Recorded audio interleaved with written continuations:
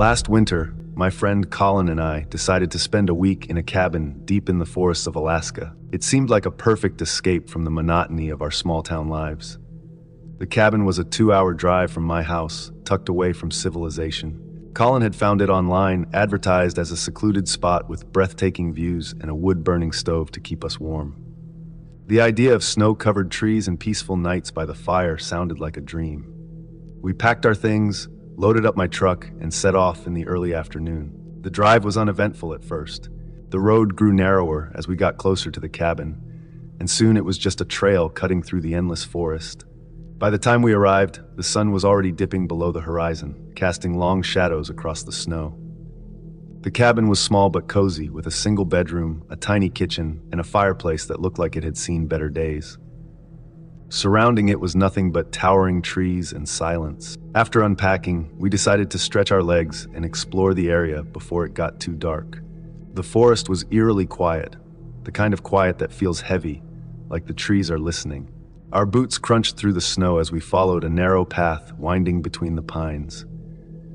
That's when we heard it, a scream. It was faint at first, just a distant cry carried by the wind. Colin and I stopped in our tracks, exchanging a nervous glance. Then it came again, louder this time, and unmistakably human. It was the kind of scream that made your stomach twist, raw and desperate, like someone was in serious trouble. "We have to check it out," Colin said. He was always braver than me, or maybe just more reckless. I wanted to turn back and pretend we hadn't heard anything, but I couldn't leave someone out there if they needed help. We followed the sound, our footsteps quick and uneven. The screams grew louder as we pushed deeper into the forest, and soon we spotted a faint light ahead. It was a cabin, much older and more rundown than ours. The windows were grimy, and the roof sagged under the weight of the snow. The light inside flickered like it was coming from a fire or a lantern. As we crept closer, the screaming stopped. It was replaced by a low, muffled sound, like someone crying or gasping for air. Colin gestured for me to stay back while he approached the window.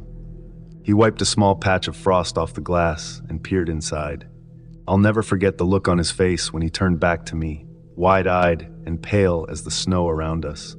"There's a guy tied to a chair," he said. "And another man, he's wearing a mask. He's got a knife." I felt my heart drop. My legs turned to jelly, and for a second, I couldn't move. Colin was already backing away from the window when a voice cut through the air behind us. "What are you doing?" We spun around, and there he was, a man tall and broad-shouldered, standing just a few feet away. He was dressed in a heavy coat and boots, his face hidden in the shadows of his hood. I couldn't see his eyes, but I could feel them on us, sharp and cold. Neither of us said a word. Colin grabbed my arm, and we bolted. The man shouted something, but I didn't stop to listen. The trees blurred past us as we ran, our breath steaming in the frigid air. I could hear the crunch of snow behind us, his footsteps heavy and relentless. My lungs burned, and my heart pounded so hard I thought it might burst, but I didn't dare look back. We reached our cabin and slammed the door shut, locking it with trembling hands. For a moment, we just stood there, staring at each other, trying to catch our breath. Then we turned off the lights and peered out the window, expecting to see the man charging toward us. But the forest was empty. The only sound was the wind whistling through the trees. Colin grabbed his phone and called the authorities. It felt like an eternity before they arrived, but eventually, we saw the flashing red and blue lights cutting through the darkness. 2 officers stepped out of their vehicle, their breath fogging up in the cold as we hurried outside to meet them. We told them everything about the screams, the man tied up, the masked figure, and the guy who had chased us. They didn't seem entirely convinced, but they agreed to check out the old cabin. We led them back through the forest, our flashlights slicing through the shadows. When we reached the cabin, my stomach twisted. The place was empty, no light, no screaming, no signs of anyone. The door hung slightly ajar, creaking in the wind, and inside was nothing but an empty room with a dusty floor and a broken chair in the corner. The officers said they'd continue their search and told us to stay in our cabin for the night. We didn't sleep at all. I kept picturing the man in the mask, wondering if he was out there, watching us. 2 days later, the authorities called to let us know they had caught the men. They didn't give us many details, just that they had found both the masked man and the guy who had been tied up. The officer on the phone sounded uneasy, like there was more to the story he wasn't telling us. When I pressed him for answers, he simply said, "It's better if you don't know." We left the cabin that same day, cutting our trip short. The forest no longer felt peaceful. It felt wrong, like it was hiding secrets we weren't meant to uncover. Even now, back at home, I can't shake the memory of that night. The screams, the masked man, the chase, it's all burned into my mind. Sometimes I wonder what happened in that cabin. Who were those men, and why was one of them being tortured? The authorities never told us, and maybe it's better that way. But every so often, when I'm lying awake at night, I think about that voice in the forest, low and cold. What are you doing? Before we get into the next story, if you come for the first time, please make sure to subscribe to our channel and press the bell icon for upcoming scary stories. We need your support. Please share these stories with your friends and family. Thanks.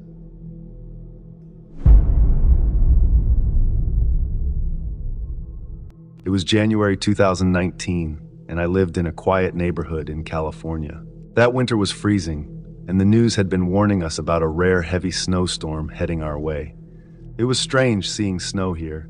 I had always imagined California as sunny, but that night everything was covered in white. It was like someone had painted the whole world with a thick, snowy brush. My bedroom was on the second floor of our house, and I woke up around 3 a.m., groggy and needing to use the bathroom. The house was silent, the kind of silence that felt heavy, like the snow outside was muffling all sound. As I swung my legs off the bed, I glanced toward the window to check how much snow had fallen. I had been excited earlier that day, wondering what the neighborhood would look like under a thick blanket of snow. When I pulled back the curtain, I was stunned. The snow was deeper than I'd ever seen. It piled up past the curb, completely smooth and untouched. The streetlights reflected off the snow, making it glow faintly in the dark. It was beautiful, almost magical. No cars, no people, just pure white stillness. I decided to go downstairs to get a drink of water after using the bathroom. The cold tiles of the bathroom floor made me shiver, but I didn't think much of it. I walked down the stairs, turned on the light in the kitchen, and grabbed a glass from the cabinet. The house felt strangely empty. It was probably just the snowstorm, I told myself. It made everything feel quieter than usual. After drinking the water, I stood there for a second, letting my eyes adjust to the brightness of the kitchen light. That's when I heard it. A soft click. It came from the direction of the front door. My first thought was that it was just a branch knocking against it. The wind outside was fierce. Maybe something had blown against the house. Shrugging it off, I turned off the light and headed back upstairs. The stairs creaked slightly under my feet, as they always did. When I got to my room, I looked out the window again. This time, something was different. There were footprints in the snow, fresh ones. They started right at the edge of my driveway, near the house, and walked toward the neighbor's backyard. I stared at them, trying to process what I was seeing. It hadn't been more than 4 minutes since I last looked outside. How could someone have made those tracks so quickly, without me hearing anything? I squinted at the footprints, trying to see if they looped back or continued further. They didn't. They just vanished behind the neighbor's house, as if the person had walked into thin air. A strange feeling washed over me, but I tried to push it aside. I told myself it was just some teenager messing around in the snow. Maybe someone taking a shortcut to their backyard. It wasn't a big deal. At least that's what I kept telling myself. I didn't sleep much after that. I kept looking out the window, watching the snow, waiting to see if someone came back. The next morning, I went downstairs and found my mom and dad in the living room. They looked upset. My mom was sitting on the couch, holding her hands tightly together, while my dad paced back and forth. "What's wrong?" I asked, rubbing the sleep from my eyes. My dad stopped and looked at me. "Your mom's gold jewelry set is missing," he said. That jewelry set was special. My dad had given it to my mom on their wedding anniversary. It wasn't just expensive, it was sentimental. My mom never wore it often, but she kept it in a small wooden box in their bedroom. "How?" I asked, my voice shaky. "We don't know. We didn't hear anything, but it's gone." Suddenly, I remembered the footprints. My heart started beating faster as I told them about what I'd seen the night before. The fresh tracks in the snow leading from our house to the neighbor's backyard. My dad frowned, and said we needed to check the CCTV cameras we had installed around the house. We all rushed to the small monitor hooked up to the cameras. My dad rewound the footage to the time I had gone downstairs for water. At first, everything looked normal. The camera at the front door showed nothing but the falling snow. The backyard camera was the same. But when my dad switched to the camera in the kitchen, we all froze. The footage showed me walking into the kitchen, turning on the light, and getting a glass of water. But in the corner of the screen, near the doorway leading to the dining room, there was movement. A man. He was tall and thin, wearing dark clothes, and he was standing perfectly still, half hidden by the door frame. His head was tilted slightly, and he was watching me the entire time I was in the kitchen. I didn't notice him at all. My mom gasped, covering her mouth. My dad cursed under his breath. We rewound the footage again and again, trying to make out the man's face, but it was too blurry. The camera wasn't good enough to catch any details. The man must have slipped out while I was going back upstairs. Maybe that was the click I heard, the door opening and closing. We called the police immediately, but when they arrived, they couldn't do much. The officers checked the footage and said it wasn't clear enough to identify the intruder. They followed the footprints outside, but the snowstorm had started again, covering the tracks. The police told us to be more careful, to lock all the doors and windows, and improve our security. But that was it. No leads, no answers. For weeks after that, I couldn't stop thinking about the man in the footage. How long had he been in our house? Did he watch me come downstairs? What would have happened if I had noticed him?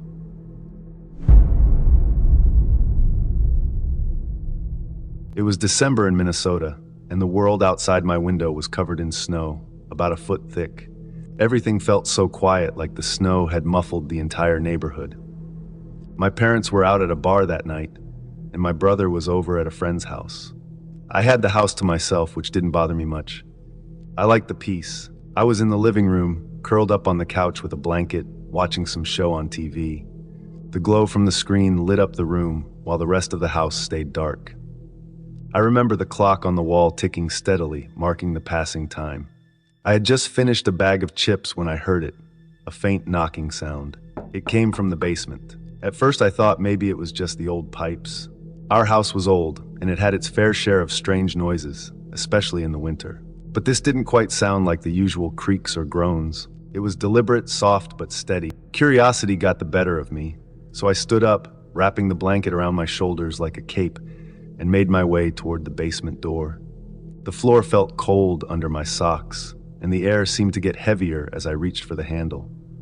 I opened the door, flipped the light switch, and peered down the stairs. The light flickered for a moment before holding steady, casting long shadows on the walls. I took the stairs slowly, each step creaking beneath my weight. When I reached the bottom, I looked around. The basement smelled faintly of dust and old cardboard. Everything looked exactly as it should. Boxes neatly stacked in the corners, an old desk covered in papers, and a few plastic bins near the far wall. Nothing seemed out of place. I walked around, checking the small windows for any sign of movement or a draft that could have caused the noise. Nothing, just stillness. With a shrug, I figured it was probably my imagination playing tricks on me, or maybe snow shifting against the house. I went back upstairs, closed the basement door, and returned to the couch.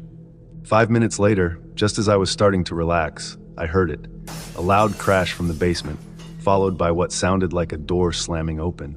My heart raced as I sat up, staring at the basement door. This time, it wasn't something I could dismiss. The sound was sharp and clear, like something heavy being knocked over. I hesitated for a moment before standing. The house suddenly felt too quiet, and the shadows in the corners seemed darker than before. My hands felt cold and clammy as I walked back to the basement door. My mind raced with possibilities. Maybe my brother had come home early without telling me. Maybe he was trying to scare me as a joke. I called his name as I opened the door, my voice shaky. "Ryan, is that you?" Silence. I called again, louder this time, but the only response was the faint hum of the basement light. I swallowed hard and started down the stairs. The air felt colder now, and the basement light flickered again as I reached the bottom. What I saw made my stomach drop. The desk drawers were open, and papers were scattered across the floor. Boxes that had been neatly stacked were now tipped over, their contents spilling out. The plastic bins near the wall had been knocked over as well, their lids lying a few feet away. It looked like someone had been searching for something. But the worst part was the back door. It was wide open, the glass fogged up from the freezing air pouring in. Snow had blown inside, forming a thin layer on the floor near the doorframe. And there, leading out into the backyard, were footprints. They were deep, clear, and fresh, disappearing into the snowy night. I froze for a moment, my thoughts spinning. Someone had been in my house. Someone had been in my basement, while I was just a floor above, oblivious. The idea made my skin crawl. I ran to the door and slammed it shut, locking it as quickly as I could. My fingers fumbled with my phone as I called my parents. My mom answered, and I tried to explain what happened, my voice shaking. She told me to stay put, that they were on their way home. When they arrived, my dad grabbed a flashlight and stepped outside to follow the footprints. My mom stayed with me, her hand on my shoulder, trying to keep me calm. My dad's boots crunched in the snow as he moved across the yard, following the tracks over the fence and onto the road behind our house. He came back a few minutes later, shaking his head. The footprints stopped at the road. Whoever it was had probably gotten into a car and driven away. The police came not long after. They walked through the basement, taking notes and looking for any signs of forced entry, but there weren't any. The door hadn't been broken, it had been unlocked. My dad swore he had locked it earlier, but maybe it hadn't latched properly. The officers told us it might have been a random burglary, someone picking up our house because it looked empty. But part of me wondered if it was more than that. The way everything had been searched through so carefully made it feel personal, like whoever it was had been looking for something specific.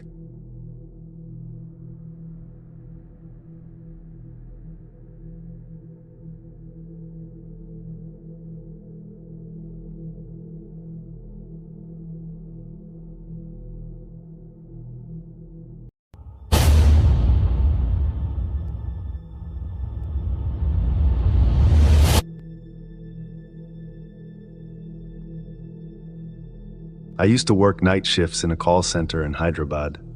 The office was in a new building that people whispered was haunted. At first, I didn't believe in ghosts or anything supernatural. I thought it was just gossip. But as time went by, strange things began to happen. People said noises were coming from one of the floors. The strange part, that floor was supposed to be empty at night. No one worked there, and the lights were always turned off. Yet, some of my coworkers claimed they heard faint whispers, footsteps, or even laughter when they worked late. I laughed it off. It's probably the wind, I told myself. But I couldn't shake the uneasy feeling when I passed that floor on my way to the cafeteria or the restroom. Then there was the bathroom. It had been closed for a while because of a faulty flush. No matter how often the plumbers came, they couldn't fix it. Even after the water supply was cut off, people swore they could still hear the sound of the flush late at night. We joked about it, saying maybe a ghost with a bad stomach lived there. But when strange things happen repeatedly, jokes don't feel funny anymore. One night, I was at my desk, dealing with the usual angry customers on the phone. My friend Priya came over and said she was feeling tired. She wanted to rest for a while in the sick room. The sick room was a small space with a bed, a blanket, and a chair.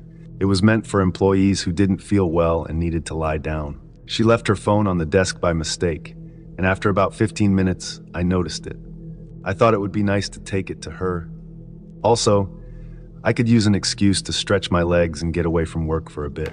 When I entered the sick room, the dim light from the hallway barely lit the space. The blanket on the bed looked like someone was lying under it, their body outlined in a peaceful curve. That must be Priya, I thought. I quietly placed her phone on the small table beside the bed and stepped out, careful not to wake her. But as I closed the door behind me, I saw Priya walking toward me from the cafeteria. She looked confused. "What are you doing near the sick room?" she asked. I froze. "What do you mean? Aren't you lying down inside?" She shook her head. "No, I was just grabbing some coffee." My heart began to race. "But I just left your phone next to you. Someone's in there." We both stared at each other for a moment, trying to make sense of what was happening. Then, without saying another word, we rushed back to the sick room. I pushed the door open and the sight inside made my stomach drop. The bed was empty, The blanket, which I was sure had been covering someone just a minute ago, was neatly folded at the foot of the bed.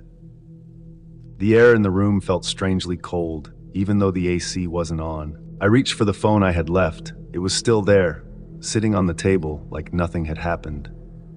Priya and I didn't say anything. We just stood there, staring at the bed. The longer I looked, the more I felt like the walls were closing in. The silence in the room was heavy, pressing down on my chest. I could feel my heartbeat in my ears, loud and fast. And then we ran. Neither of us looked back. We didn't stop until we were back at our desks, gasping for air.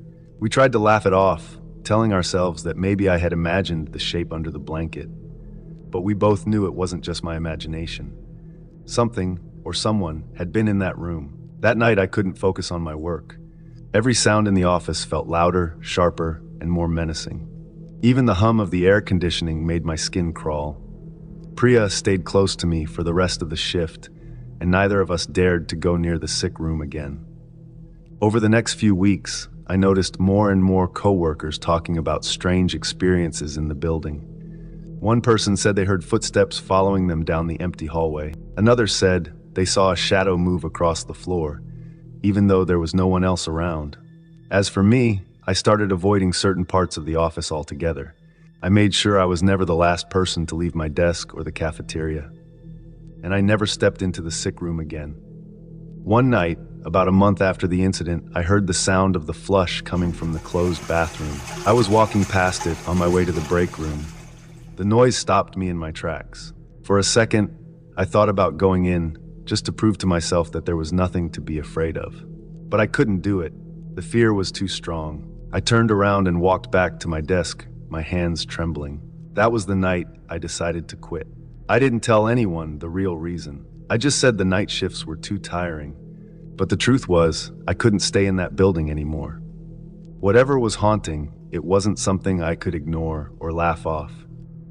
Before we get into the next story, if you come for the first time, please make sure to subscribe to our channel and press the bell icon for upcoming scary stories. We need your support. Please share these stories with your friends and family. Thanks.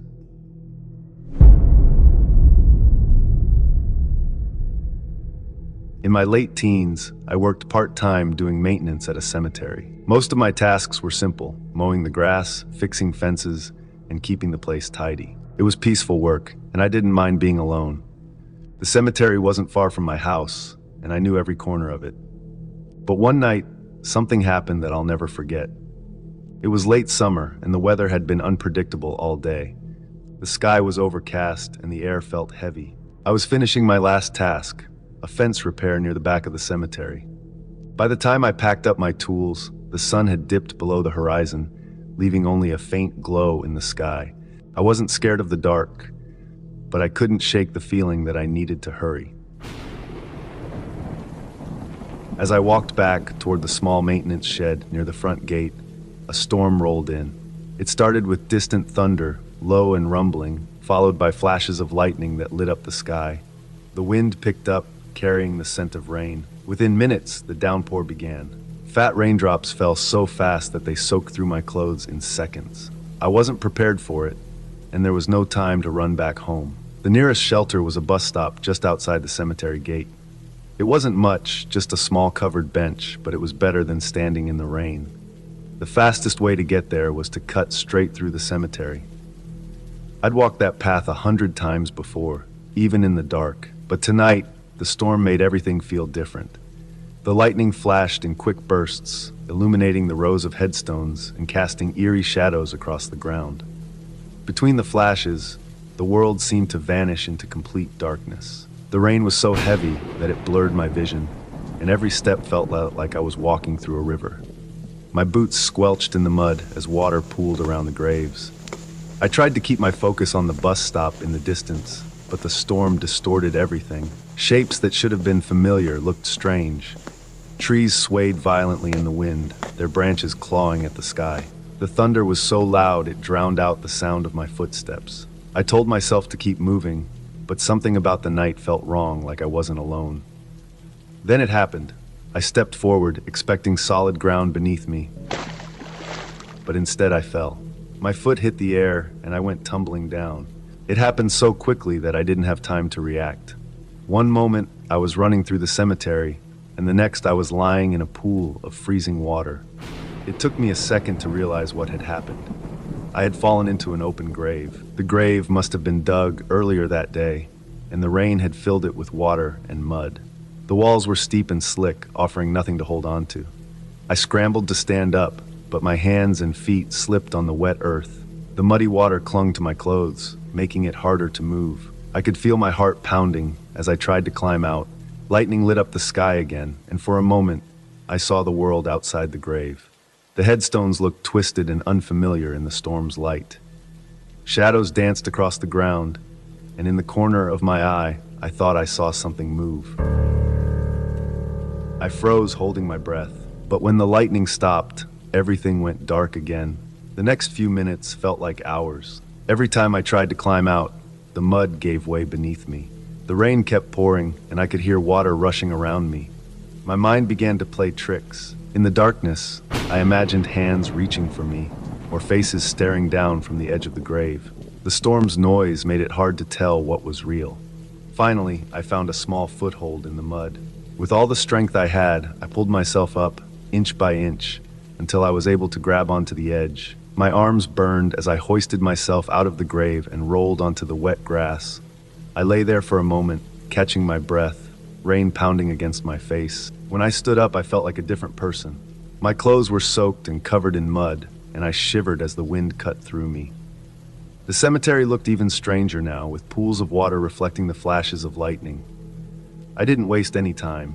I walked as fast as I could toward the gate, not looking back. By the time I reached the bus stop, the storm began to ease. The rain slowed to a drizzle, and the thunder moved farther away. I sat on the bench, dripping wet and shaking, replaying what had just happened in my mind. I told myself it was just an accident, that there was nothing to be afraid of. But even now, years later, I can't forget the way the night felt. The cemetery, once familiar and quiet, had turned into something I didn't recognize. And though I've visited many times since that night, I never walk through it after dark.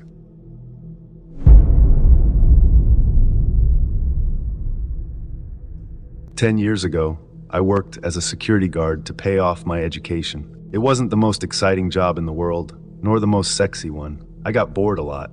It was at the Royal Museum in Brussels, the Musical Instruments Museum to be precise. So imagine a museum that only exhibits old musical instruments from all around the world. During the day, the museum was open for visitors, and sometimes it stayed open for company seminars during the evening.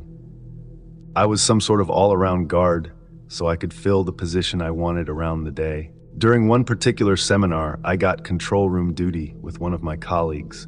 We were sitting in a dark control room, monitoring everyone through the security cameras. The exhibition rooms were open for the employees of the company that rented the museum for that evening. So now and then, I left my colleague alone to make an observation tour around the museum and check up on my other colleagues. That evening, the exhibition would close at 10 p.m. There were 4 exhibition rooms, each on another floor, so we would clear every room with 2 or 3 guards. We always started at the highest floor and worked our way down. We used a waterproof system to make sure everyone left the exhibition. After we closed off the last exhibition room, I returned to my colleague in the control room to check up on the party they were having on the rooftop of the museum. The other guards went home, and our superior joined us in the control room with a plate of the same snacks they were having on the rooftop. I was watching the cameras because it's always entertaining to watch people's behavior at events like this, while suddenly I saw movement in the upper exhibition room, a glimpse of a woman that passed by a camera. I said we had to go back. Seems like we missed someone. At first they thought I was messing with them. I said, no, I'm serious. There was a woman. So me and my superior headed back to that one room. While we were standing in the elevator, our colleague in the control room said over the walkie-talkie that he couldn't see anyone on camera. But all the rooms there have a dead corner. Upon entering the room, all we saw were the old harps, flutes, and pianos being displayed. So I went one way, my superior the other, until we reached the back of the room, and no one was there. I got chills because I was sure I saw someone. We headed back down, and the very second we entered the control room, the alarm went off in the same exhibition room. We went back and checked the whole place a second time, but the room was empty. Fast forward, a month later, there was another late-night seminar. This time after the rooms were closed, I saw the face of an Asian man staring into the camera. He was standing behind Tibetan prayer bells, or so it seemed. Standing is a big word. It was just a face with nobody underneath it. The lights were already dimmed. It was late and I had a long day behind me, so I won't say it couldn't just be my imagination, but I never saw the same shape or anything that looked like a face ever again. The last event, not sure how to call these things, happened a few months after the other ones. But again, another late-night seminar was going on, one with a concert in the concert hall of the museum. Behind the concert hall, we had our break room where we could go one by one to eat a warm meal and have a small break. We couldn't go through the concert hall, so we had to take a staff-only elevator somewhere in the back of the museum. We had to walk through a lonesome, badly lit hallway to reach that elevator. I just finished my meal when my colleague contacted me over the walkie-talkie to come to the control room. So I stepped into the elevator and pushed the button off the floor where the console room was. The elevator went down, and when I was finally about to reach my floor, it didn't stop.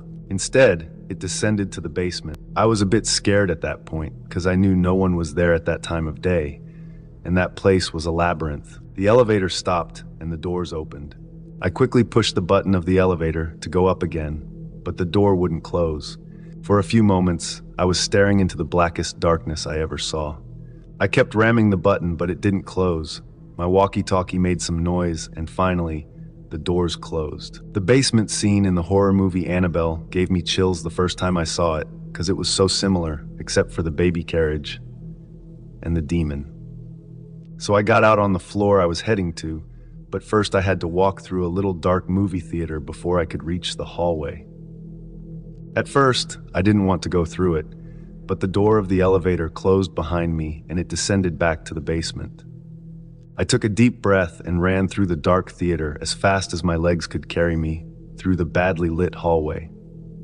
I was so happy when I finally reached the control room, where I found my colleague and superior waiting for me. I didn't tell them what happened, but soon after that I stopped working for the museum and started my education, because I was determined that I would never work as a security guard ever again.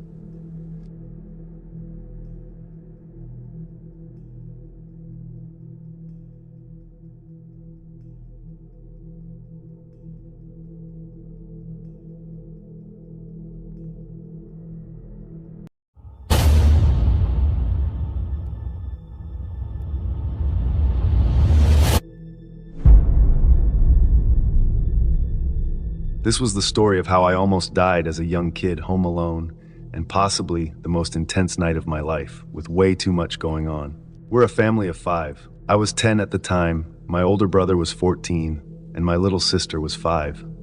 It was a Friday night. My brother was out with his friends causing trouble, clearly, because a dreaded phone call came to my parents. All I remember was that I was in my room playing a Star Wars video game when I heard my mom start freaking out and crying. I got really scared and hurried to see what was wrong.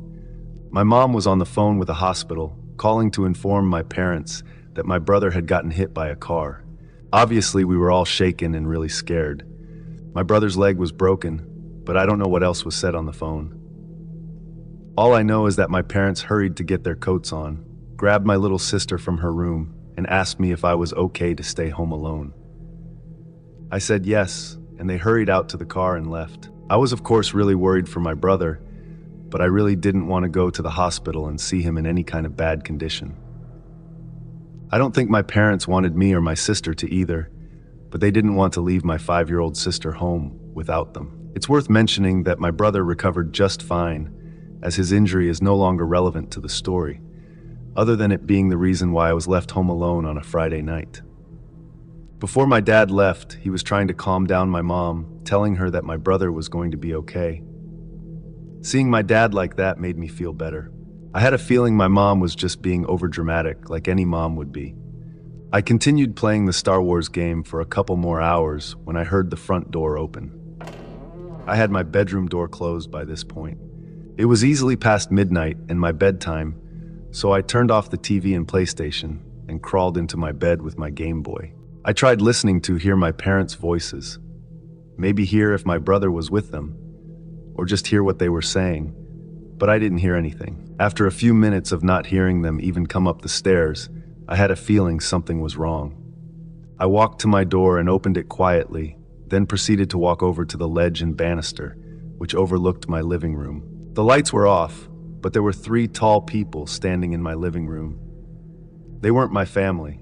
I was so petrified that I was frozen for a second before I could quietly walk back into my room and shut the door as quietly as I could in my trepidation.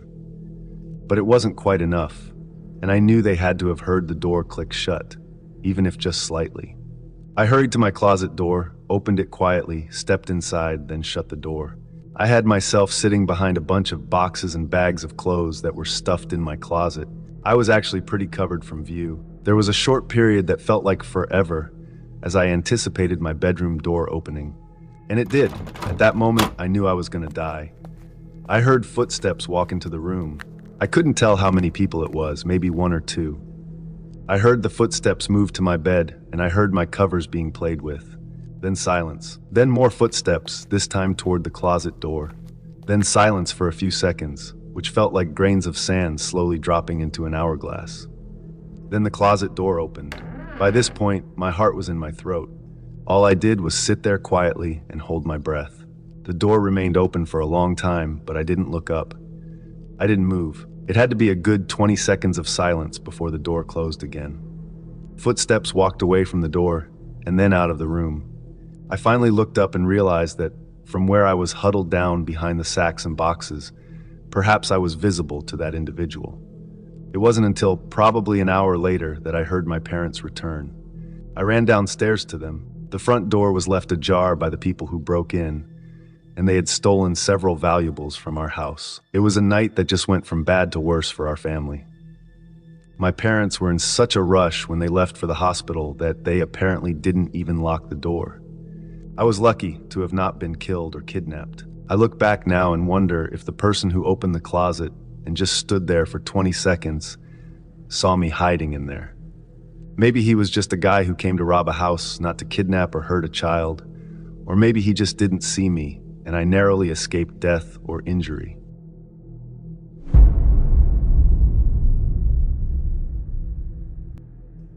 It was a cold evening in November 2021, and I decided to take my dog Max for a late-night walk. We live in a quiet suburban neighborhood in Texas, not far from the woods. I've always liked how peaceful it is at night, just the wind, the rustling leaves, and the occasional hoot of an owl. But that night was different. Max and I walked down the familiar path, his leash loose in my hand as he sniffed around. Everything was normal until we reached the edge of the woods. That's when Max froze. He stood perfectly still, his body tense, and let out a low growl. I followed his gaze, and that's when I saw it, a dark figure standing motionless at the tree line. My first thought was that it might be a lost hiker. People occasionally wandered into these woods and got turned around. I called out, "Hey, do you need help?" The figure didn't respond. It didn't even move. It just stood there, a shadow against the darker backdrop of the trees. I couldn't make out any details. No face, no features, just a tall, dark shape. My chest tightened, but I told myself not to overreact. Maybe they were scared or confused. "Max, let's go," I said, tugging gently on his leash. He hesitated, but eventually followed me as I started walking back toward home. That's when I noticed something that made my heart skip a beat. The figure was moving, not walking exactly, but shifting, gliding almost, staying just at the edge of the tree line. Every time I stopped, it stopped. When I started walking again, it followed. I tried to convince myself it was just a trick of the light, maybe the way the shadows moved with the wind. My hands started to shake, and Max growled again, a deep, rumbling sound I'd never heard from him before. By the time we reached my street, I was practically jogging, my breath clouding in the cold air. I kept looking over my shoulder, but the figure never left the trees. It just stood there watching. When I got to my house, I fumbled with the keys, my fingers clumsy from the cold, and I panicked. Finally, I got the door open, and Max and I rushed inside. I locked the door, double-checked it, and turned off all the lights. I stood there in the dark, my heart pounding, listening. The house was silent, except for the sound of Max's heavy breathing. I tried to convince myself that it was over, that whoever or whatever it was had stayed in the woods, but I couldn't shake the feeling that I was being watched. At around 2 a.m., I woke up to a sound outside my window. At first, I thought it was the wind, but as I listened, I realized it was something else. Whispering. It was faint, almost like the wind was carrying voices, but it was too clear, too deliberate. My stomach turned as I crept to the window and peeked out through the blinds. What I saw made my blood run cold. The same figure was standing just outside my yard, its head tilted slightly as if it were listening. And it wasn't alone. It looked like it was talking to someone, but there was no one there. Just the figure, standing in the faint glow of the streetlight, its shadow stretching across the grass. I backed away from the window, my heart pounding in my ears. I grabbed my phone and called the police, my voice shaking as I told them someone was outside my house. They told me to stay on the line and that officers were on their way. It felt like forever, but the police arrived quickly. I watched from my window as their patrol car pulled up, its lights flashing. 2 officers got out and approached the figure. They called out to it, their voices firm but calm. The figure didn't run or resist. It just stood there as they cuffed it and led it to the car. One of the officers knocked on my door to let me know they had the man in custody. I asked if they knew who he was or why he was there. The officer hesitated before saying, "It's strange. He's been missing for years. We think he's been living in the woods all this time." He's not talking, though. I didn't know what to say. My mind was racing with questions. Why had he been following me? Who or what had he been talking to? The officer assured me that they would take him in and figure out what was going on, but his words didn't do much to calm me. That night I barely slept. Every creak, every gust of wind outside made me jump. I kept thinking about the way the figure had moved, the way it had followed me without ever stepping into the light. And those whispers, I still don't know if they were real or if my mind was playing tricks on me. The next morning, I found myself staring out the window, half expecting to see the figure standing there again. It wasn't, but that didn't bring much comfort. Even now, I don't take Max on late-night walks anymore. I can't bring myself to go near the woods. The police never told me much else about the man they arrested, but I heard from a neighbor that he was taken to a psychiatric hospital. Sometimes I wonder if he was just a man who'd lost his way, or if there was something darker in those woods that had found him first. Before we get into the next story, if you come for the first time, please make sure to subscribe to our channel and press the bell icon for upcoming scary stories. We need your support. Please share these stories with your friends and family. Thanks.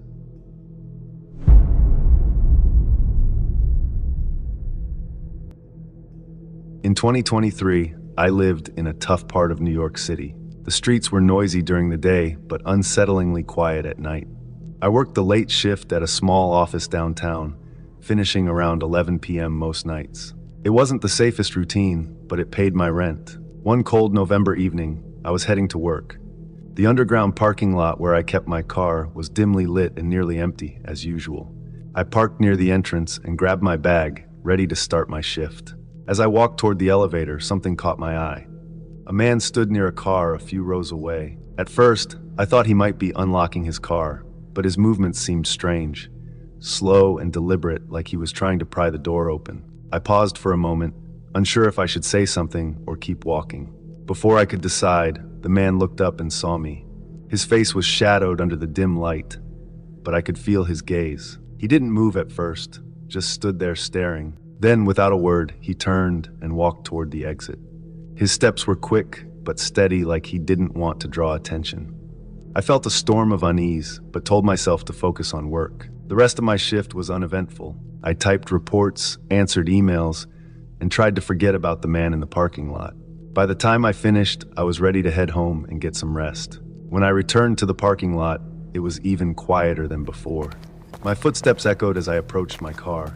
I glanced around, expecting to see someone, maybe that man, but the lot was empty. I unlocked my car and got in, locking the doors immediately. Something about the silence felt heavier than usual, but I told myself it was just my imagination. I started the engine and pulled out of the lot, eager to get home. The drive home was uneventful at first. The streets were mostly empty, and the soft hum of my car filled the quiet. The highway stretched ahead, bordered by dark trees that seemed to press closer the further I went. About 10 minutes in, I thought I heard a faint noise behind me. It was soft, like the rustle of fabric or a small shift in weight. My heart skipped, but I brushed it off. The car's just settling, I muttered to myself, keeping my eyes on the road. But then I heard it again, this time louder. A distinct sound like someone moving. My chest tightened as I realized it wasn't just the car. I glanced at the rearview mirror, and my blood ran cold. There, in the shadows of the back seat, was the man from the parking lot. He was sitting there, his eyes fixed on me, his face blank but tense. My hands gripped the steering wheel so tightly that my knuckles turned white. I didn't know what to do. Should I stop the car? Speed up? My mind raced, but before I could make a decision, he spoke. "Keep driving," he said calmly, but there was an edge to his voice that made my stomach turn. I obeyed, my thoughts spinning. How had he gotten into my car? Had he been there the whole time? "Pull over by the trees," he ordered, motioning to a dark, isolated spot on the side of the road. I swallowed hard and did as he said, hoping he would just take what he wanted and leave. Once the car stopped, he pulled out a gun. "Wallet, phone," he demanded, his voice still unnervingly calm. I handed them over without hesitation, my hands shaking. He didn't say anything else, just stared at me for a moment before opening the door and stepping out. Before disappearing into the trees, he turned back and said, "If you call the cops, I'll find you." Then he was gone, swallowed by the darkness. I sat there for what felt like hours, my breathing shallow and my heart pounding. Finally, I managed to start the car and drive to the nearest gas station. The bright lights felt like a sanctuary after the darkness of the highway. Inside, I told the cashier what had happened and asked to use the phone.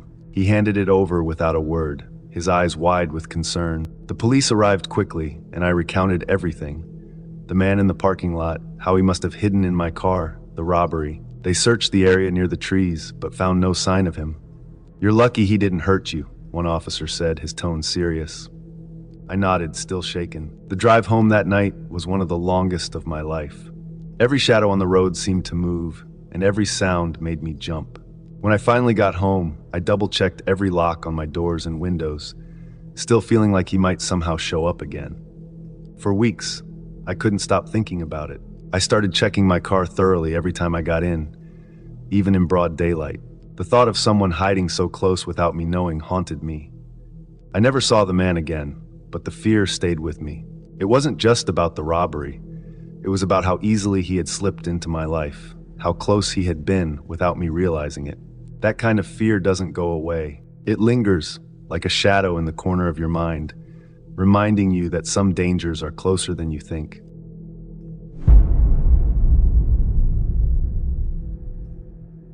I was 14 when it happened. My mom worked long shifts as a nurse, often overnight, and my brother was at college. That left me alone in the house most weekends. At the time, it felt normal, just another part of growing up. But that night taught me how vulnerable I was. It was a Saturday, and I'd invited Molly over. She was someone I'd been talking to, a little more than a friend, though we hadn't put a label on it. We spent the evening watching movies in my room, laughing and joking around. My bedroom was upstairs, with a window overlooking the backyard deck. Molly left around 10 p.m. because her parents didn't like her staying out too late. We hugged goodbye, and then I was alone again. I stayed in my room, scrolling through my phone and half watching TV. The soft glow of the screen was comforting in the quiet house. At some point, I heard the sound of a chair scraping against the wooden deck below my window. It wasn't a subtle sound. It was deliberate, loud enough to make me freeze. Curious, I got up and looked out the window. A man was sitting in one of the deck chairs, his body silhouetted in the dim light from the neighbor's porch. My first thought was that Molly had come back for some reason, though it didn't make sense. Still, I called her name softly through the window. The figure looked up at me. It wasn't Molly. My breath caught in my throat. It was a man, his face partially obscured by shadows, but I could tell he was staring right at me. His gaze felt invasive, like it pinned me in place. I ducked back behind the curtain, my heart pounding. Grabbing my phone, I texted a few friends in our group chat, asking if any of them were pulling some kind of sick prank. The replies came quickly, confused denials and jokes about me watching too many horror movies. I didn't believe it was them, None of my friends would come to my house just to scare me. They weren't that kind of people, but that only made things worse because it meant this man was a stranger. My stomach churned with fear, but curiosity got the better of me. I crept back to the window and peeked out. He was still there, sitting in the chair, staring at my window. It was dark, but I could see enough to know he wasn't moving. His presence felt deliberate, like he was waiting for something. I swallowed the lump in my throat and tried to sound brave as I called down to him, "What do you want?" At first, he didn't respond. Then, his shoulders started shaking. It took me a moment to realize he was laughing, silent, wheezing laughter that sent shivers down my spine. The sound finally broke through, faint and breathy, like the wind whistling through cracks in a door. "Please go away!" I shouted, trying to sound commanding, but my voice cracked, betraying my fear. He didn't move. Instead, he leaned back in the chair, his head tilted at an odd angle, as though mocking me. I slammed the window shut and drew the curtains, my hands trembling. My mind raced. Should I call the police? What would I even tell them? That a man was sitting in my backyard staring at me? It sounded ridiculous, but I couldn't shake the feeling that I was in danger. I retreated to my bed, curling into a ball with my arms wrapped around my knees. The room was silent except for the faint hum of the TV, which I hadn't turned off. I didn't dare make a sound. Minutes passed, maybe hours, I couldn't tell. The house was so quiet that every creak and groan of the old wood seemed deafening. Just when I started to convince myself that he was gone, I heard it. The sound of the back door handle being jiggled. My blood ran cold. He was trying to get inside. I bolted out of bed and crouched at the top of the stairs, straining to hear. The door rattled again, harder this time, followed by a faint thud, like he was testing the strength of the lock. My breath came in shallow gasps, and I pressed my hand over my mouth to keep from making a sound. Then it stopped. For a moment, I thought he'd given up, but the relief was short-lived. I heard him move around the side of the house, the crunch of gravel underfoot. My heart pounded as I realized he was heading for the front door. The sound of the doorknob twisting reached my ears, followed by a soft push against the door. Thankfully, the locks held. Tears stung my eyes as I scrambled back to my room and locked the door. I grabbed my phone, finally working up the courage to call someone, anyone. But my hands were shaking so badly that I could barely dial. I hesitated, my thumb hovering over the call button for 911. The front door creaked, then fell silent. I waited, ears straining for any sound. Minutes stretched into what felt like hours. Eventually, the house was quiet again. I didn't sleep that night. I stayed huddled in my bed, clutching my phone like a lifeline. When my mom finally came home around 9 in the morning, I broke down and told her everything. She was furious that I hadn't called the police. Looking back, I know she was right, but at the time I'd been paralyzed by fear. The man never came back.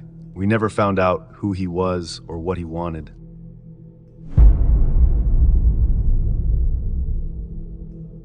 My whole adult life, I have been a police officer. I've been working the 6 a.m. to 4 p.m. shift in Fairfax County, Reston, Virginia, for as long as I can remember. It wasn't the career I dreamed of after high school, but it paid the bills. Over the years, the job grew on me, especially because of the friendships I built with my colleagues. It was a regular day this past September, sunny but not too hot. Around 10 a.m., a call came through at the station. A mental health professional requested a welfare check on a 33-year-old woman named Sydney Wilson. According to the report, she had been in an agitated state of mind, and her behavior was a concern. I decided to take the call. Welfare checks are usually straightforward, knocking on the door, making sure everything is okay, and leaving once you confirm the person is safe. I drove to her apartment complex, a small building tucked away on a quiet street. The place looked like any other in the area, modest but well kept. When I got to the door, I knocked firmly and called out, "Police department! Is anyone home?" After a few seconds, the door creaked open about halfway. A woman stood in the doorway, her eyes darting around like she was looking for something or someone. "Hi, ma'am," I started. "I'm Officer Lou. I'm here to check on." Before I could finish, she mumbled something I couldn't make out, slammed the door shut, and locked it. I stood there for a moment, unsure what to make of her behavior. Was she scared? Agitated? I wasn't sure, but it didn't feel right. I knocked again, louder this time.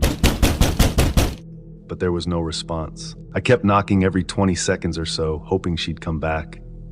After about 2 minutes, the door opened again.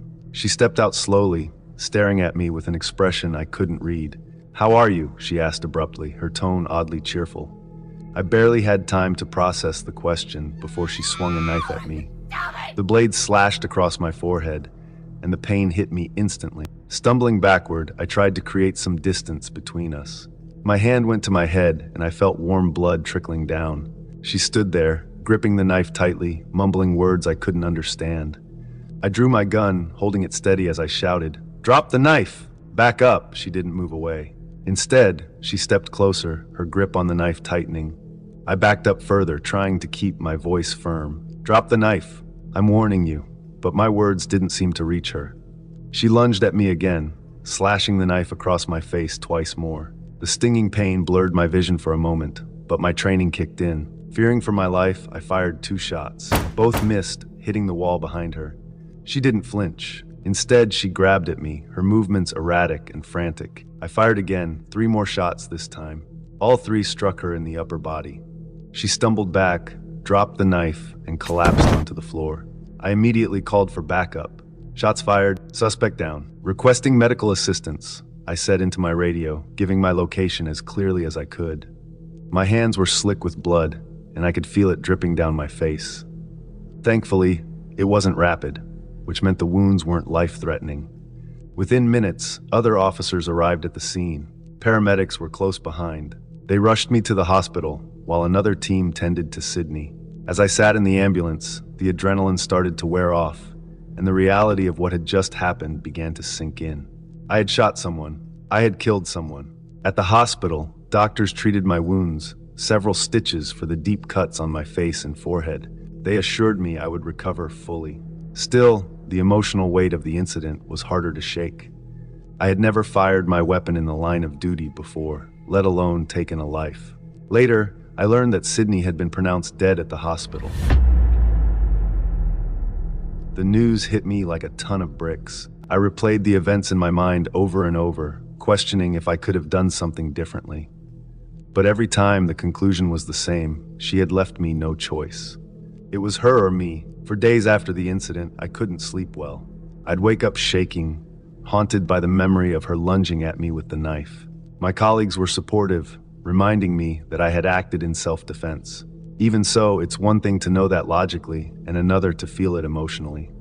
I had to undergo the usual procedures after a shooting: interviews, internal reviews, and counseling sessions. Each step was a reminder of what had happened, but it also helped me process everything. The department ultimately ruled the shooting justified, but the experience stayed with me.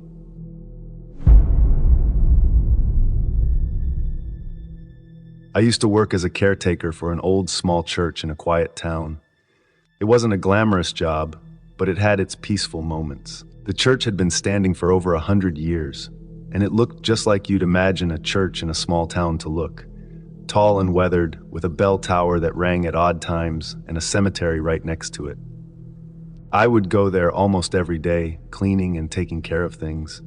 I knew the building inside and out, but there was something about it that always made me feel uneasy. One afternoon, I was alone at the church as usual. The sun was setting, casting long shadows on the ground outside. The wind had picked up, and the trees near the cemetery started to sway back and forth, making soft, creaking noises. It was strange. There was a kind of silence around the place that felt different from other times. The air felt thick, as if something was just about to happen. I was finishing up my work when I heard a faint sound coming from inside the church. It wasn't a normal sound. It wasn't the usual creaks and groans of an old building, but something else, like a soft whispering. At first, I thought it was just the wind blowing through the cracks in the walls, but the longer I stood still, the clearer it became. It sounded like voices, low and hurried, almost like whispers in a language I couldn't understand. It was then that I noticed something else. Through the small window at the top of the church, where I could see out toward the cemetery, I saw a figure. It was a small figure, standing by the gate of the cemetery, near the old iron door that led out to the road. The figure was so small, it could only have been a child. But it was so still, and there was something wrong about the way it stood there in the fading light. I could barely make out the details, but I could tell it was a girl. I felt my heart race, my breath coming faster. I couldn't take my eyes off her. I wanted to go outside and check, but something kept me rooted to the spot. The girl didn't move. She just stood there, staring ahead, her tiny body barely visible in the shadows. I watched her for what felt like hours, but when I finally gathered the courage to go outside, she was gone. I walked over to the door of the church, my mind racing with confusion. Maybe it was just my imagination. Maybe I had been working too hard, and the strange sounds had tricked me. But when I stepped outside, the cemetery was empty. There was no sign of the girl. I didn't know what to think. I went back inside the church and tried to shake off the feeling of unease. But the whispers I had heard before were still there. The voices had grown louder now, filling the space and bouncing off the walls. They seemed to come from everywhere at once, close, far away, high, low. It was like the church was alive, breathing with voices I couldn't understand. I stepped back and stared at the altar. The flickering candlelight cast strange shadows on the walls, stretching and twisting in odd shapes. And then, in the corner of my eye, I saw it again. There was the figure, the same small girl, standing in the corner near the old wooden pews. But this time she was moving. Slowly, very slowly, she walked toward me. I froze, my feet planted on the floor as she got closer. Her face was pale, and her eyes were wide open, staring directly at me. Her mouth was slightly open, but no sound came out. She wasn't smiling, but her expression was empty, blank, as though she wasn't really there. My heart beat faster, and I felt my body tense. What was happening? Who was she? Before I could even move, she stopped in front of me and pointed toward the cemetery. Her finger was trembling, and her eyes never left mine. I didn't know what she wanted. I didn't know what to do. All I could do was stare back at her. Then, just as quickly as she had appeared, she was gone. I looked around in panic, but the church was empty again, the only sound being the wind outside. My body was shaking, and I could feel the sweat running down my back. I couldn't explain what had just happened. I knew I couldn't stay there any longer. I ran out of the church, my footsteps echoing in the silence. I went straight to the cemetery, searching for any sign of the little girl. But there was nothing. No footprints, no sign of anyone. It was as if she had never been there at all. I stayed outside for a long time, watching the cemetery, but there was nothing to see. I couldn't shake the feeling that something was wrong with that place. Something about the cemetery, the church, and the girl didn't sit right with me.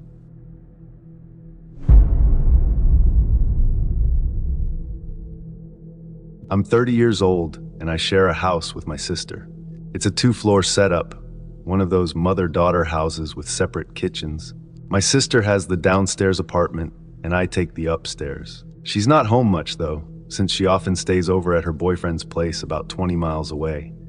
I like to think I'm not someone who gets easily spooked, but sometimes being home alone in this big house unsettles me more than I'd care to admit.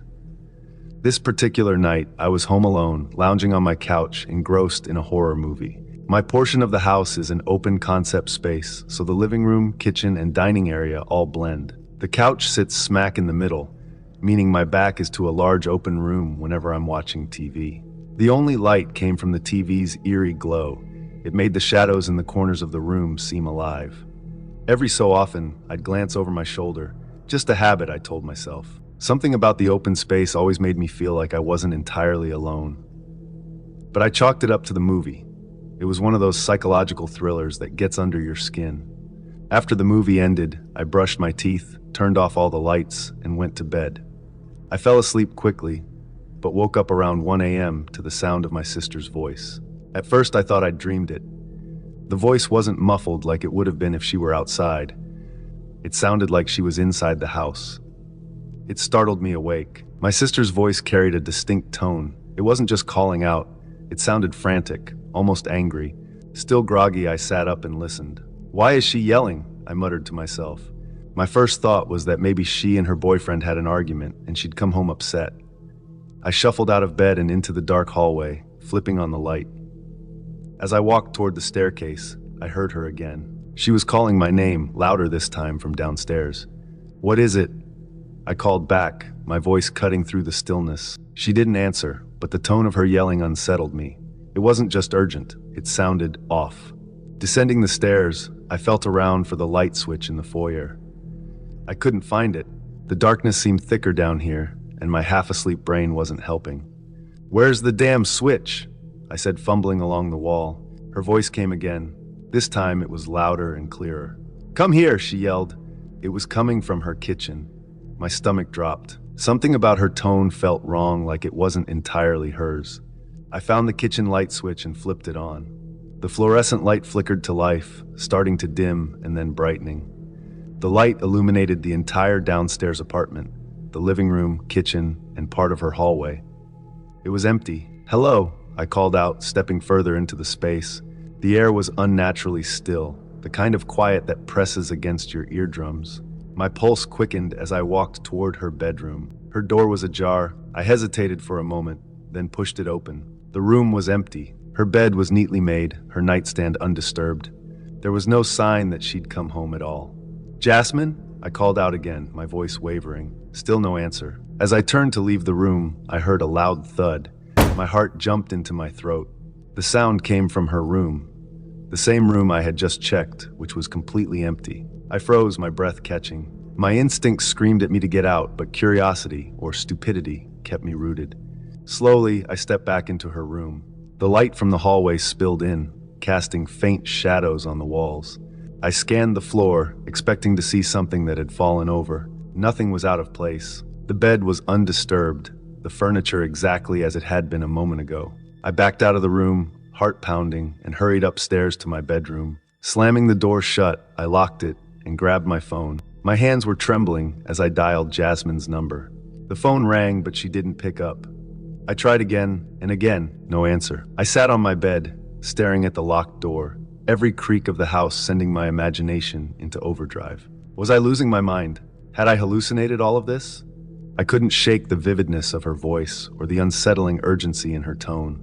Eventually, exhaustion overtook my fear, and I fell into a fitful sleep. When I woke up the next morning, sunlight streamed through my window.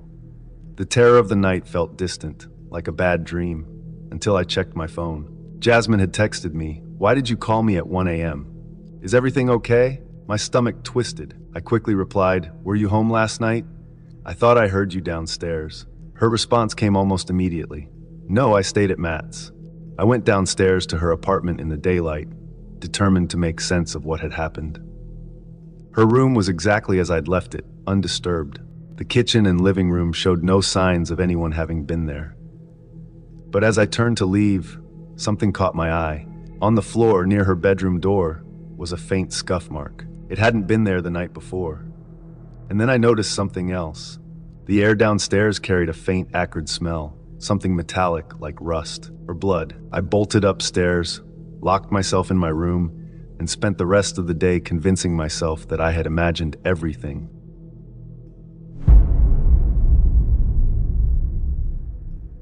The gas station was quiet, almost too quiet. It always was during November nights.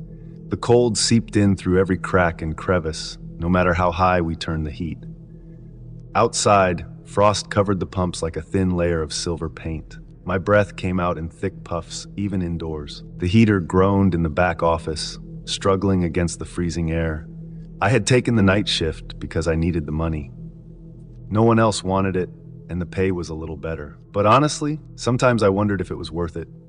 Between the cold, the isolation, and the kinds of people who rolled through at midnight, it felt more like punishment than a paycheck. The gas station sat on the edge of town, far enough from the main road that we didn't get many customers. That night, I hadn't seen a single person in over an hour. I was perched behind the counter, scrolling through my phone to stay awake. The glow of the screen was comforting in a way, like a small beacon of normalcy in the otherwise empty void. My fingers were freezing, even with gloves on. The small space heater under the counter barely helped. Then I heard it. The bell over the door jingled. I glanced up, expecting to see a regular, one of the truckers or late-night travelers who sometimes stopped in. Instead, a man stepped inside, his face hidden by a heavy hood. He was bundled in a thick jacket, the kind you'd wear if you were planning to spend hours in the cold. "Evening," I said, my voice steady but polite. The man didn't answer. He walked toward the back of the store, his boots squeaking faintly on the tiled floor.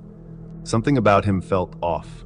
It wasn't just the way he ignored me. There was tension in his movements, like he was trying too hard to appear casual. I shrugged it off. People came through here in all kinds of moods. Some were tired, some were grumpy, and some were just plain weird. I went back to my phone, but kept him in my peripheral vision.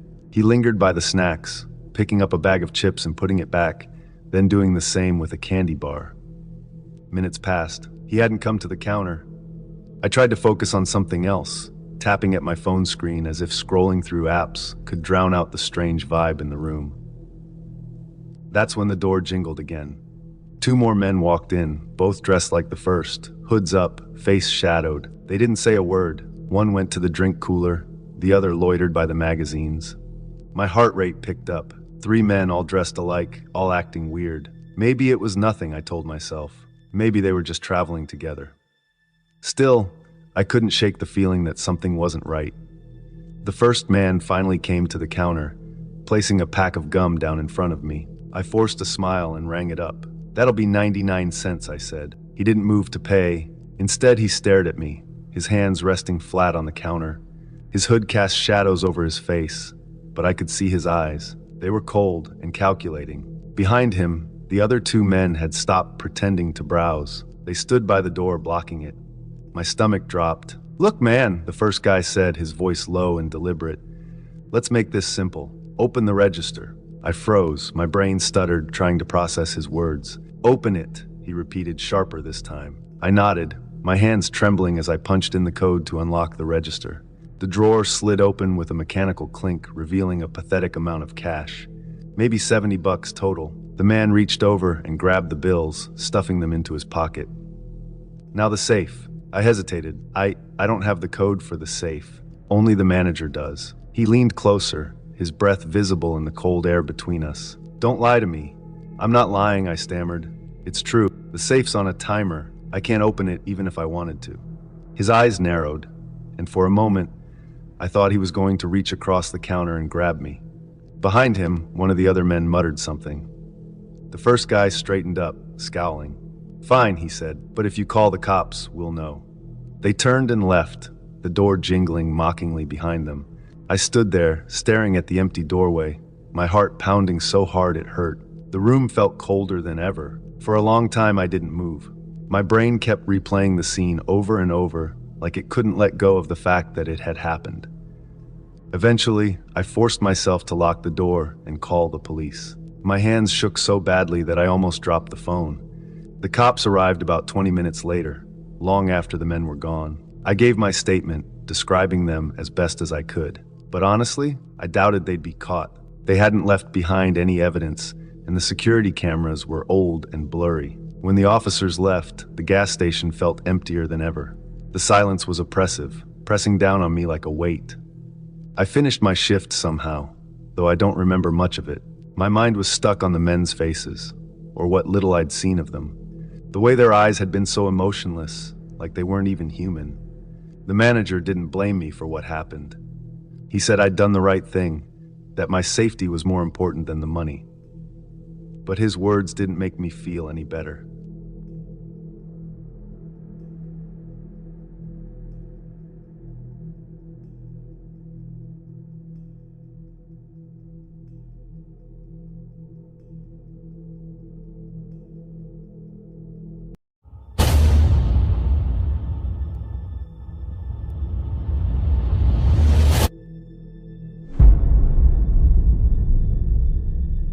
Back in December 2019, I was living alone in a small house on the outskirts of town. It was a quiet neighborhood, and I enjoyed the peace and solitude. My only companion was my dog, Max, a loyal German shepherd who had been with me for years. Max was my protector, my friend, and my comfort in the lonely evenings. The nights that month were cold, with frost clinging to the windows. It was the kind of cold that seeped into your bones. I often sat in the living room, wrapped in a blanket, watching TV to pass the time. Max had a habit of sleeping by my side, but lately he had started doing something strange. Every night, around 2 a.m., Max would leave my side, go downstairs to the living room, and start barking. At first, I thought he was just hearing noises from outside, maybe raccoons rummaging through garbage or stray cats prowling. But it became a pattern. Every single night, At the same time, he would bark at something. He never seemed scared, but he was alert, like he was warning someone or something to stay away. I tried to ignore it. Max would bark for a while and then come back to my room, curling up on his bed like nothing had happened. But the barking made me uneasy. The nights felt colder, the silence in the house heavier, and I started to dread the sound of Max's claws clicking on the wooden floor as he headed downstairs. One Friday night in cold December, I was in the living room, trying to distract myself with a movie. Max was lying at my feet, his ears occasionally twitching at the sounds from the TV. I glanced at the clock. It was almost 2 a.m. Right on cue, Max stood up, his ears perked, and walked to the door of the basement. He stared at it for a moment, then let out a low growl. The hair on the back of my neck stood up. I muted the TV and listened. Max started barking, loud, sharp barks that echoed through the house. He was standing near the basement door, his nose almost pressed against it. His body was tense, his tail stiff. He wasn't barking at nothing. He was focused, like he saw something I couldn't. I grabbed a flashlight from the coffee table and slowly approached the basement door. My heart was racing, and my hands felt clammy despite the cold. The air seemed heavier, pressing down on me as I opened the door, just enough to shine the flashlight down the stairs. The beam of light cut through the darkness, illuminating the cluttered basement. Old boxes, broken furniture, and a few tools were scattered around. At first, I didn't see anything unusual, but then just for a moment, I caught a glimpse of something. A shadow, quick and fleeting, moving behind the boxes. I froze, my mind raced with possibilities. Was it an animal? Could someone have broken in? I didn't know what to do. My instincts told me to run, but this was my house. I couldn't just ignore it. Instead of going down alone, I called my friend Luke. Luke was the kind of guy who never hesitated to help, and he was braver than I could ever hope to be. When I explained what was happening, he didn't laugh or brush it off. He just said he'd be there in 10 minutes. Those 10 minutes felt like an eternity. Max stayed by the basement door, barking and growling occasionally. I sat on the couch, gripping the flashlight tightly, jumping at every little noise. When Luke arrived, he didn't waste any time. Armed with his own flashlight, he gave me a reassuring nod, and we both headed toward the basement door. Max followed us, his tail wagging slightly now that Luke was here. We stepped into the basement, the wooden stairs creaking under our weight. The air was damp and smelled of mildew. The flashlight beam swept across the room, revealing nothing but old junk. But as we moved closer to the corner behind a stack of boxes, we found him. A man. He was crouched on the floor, his arms wrapped around his knees, trembling. He looked thin, his clothes tattered and dirty. When our lights hit him, he flinched and held up his hands like he was afraid we'd hurt him. "Please," he said, his voice shaking. "Don't call the police. I'm sorry. I'll leave." Luke and I exchanged glances, unsure of what to do. The man started crying, his words spilling out in a desperate rush. He told us he'd been living in the basement for weeks. He wasn't a criminal, he said. He was just homeless. His wife had died earlier that year, and he'd lost everything. His home, his job, his hope. One cold night, he found my front door ajar and decided to sneak in, just to find a place to sleep. "I didn't mean to scare you," he said. "I only came out at night to get food from the kitchen." I'm sorry. His story hit me hard. I couldn't imagine the kind of pain he must have gone through. The thought of calling the police crossed my mind, but I couldn't do it. He wasn't dangerous. He was just a man at the end of his rope. I told him he didn't have to sneak around anymore. Luke and I helped him upstairs, and I gave him some food and a warm blanket. He ate like he hadn't seen a meal in days. He kept apologizing, saying he would leave and never come back. But I couldn't just send him back into the cold. Instead, I gave him some money and drove him to a nearby shelter where he could get help. As I dropped him off, he looked at me with tears in his eyes and thanked me over and over. That night I returned home, exhausted but relieved. Max curled up at my feet as I sat on the couch, the house finally quiet. I couldn't stop thinking about the man and how easily our lives could fall apart. Since that night, I always double-check my doors before bed. But more than that, I've tried to hold on to a little more compassion. Sometimes, people just need a little help to find their way again.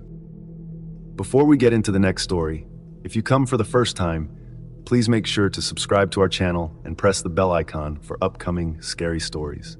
We need your support. Please share these stories with your friends and family. Thanks.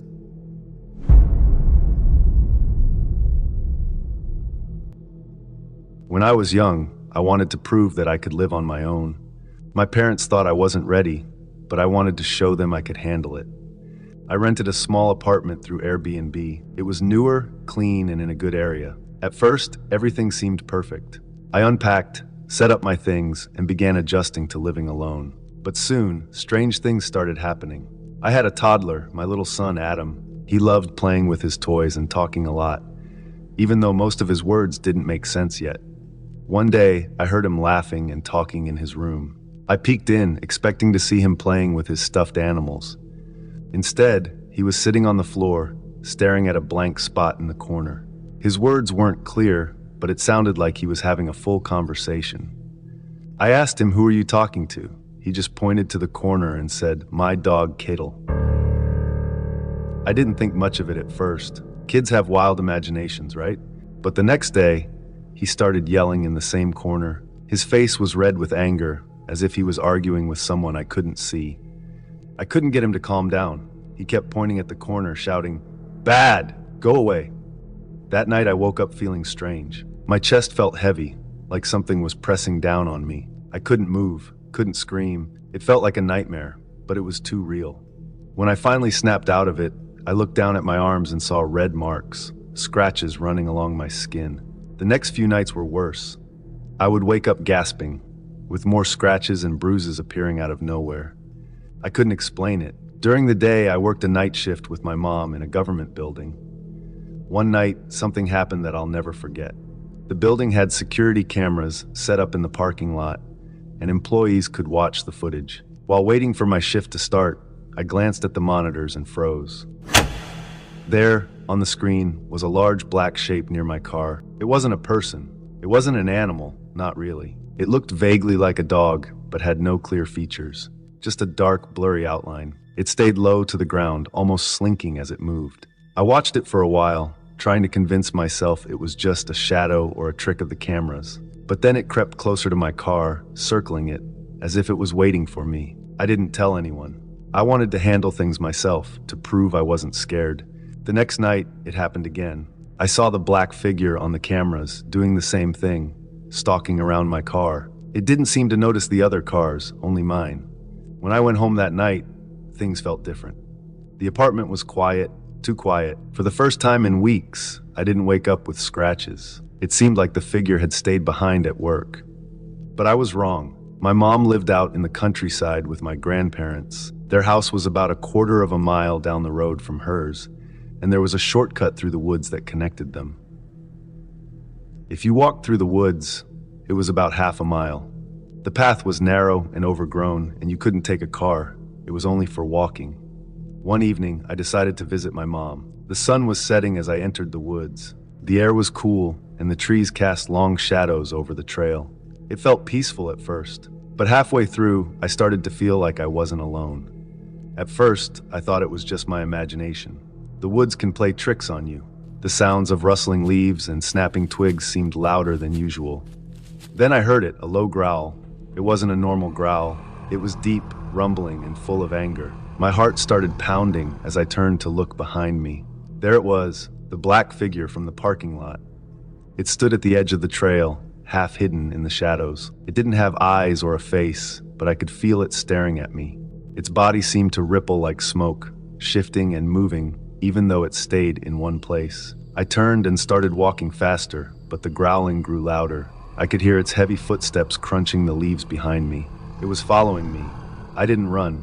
I knew if I ran, it would chase me. My chest felt tight, and every part of me screamed to get out of those woods. I kept walking, my legs shaking with every step. Then, it let out a sound I'll never forget. A howl, but not like any animal I'd ever heard. It was long, deep, and full of rage. It made the trees around me feel smaller, like they were closing in.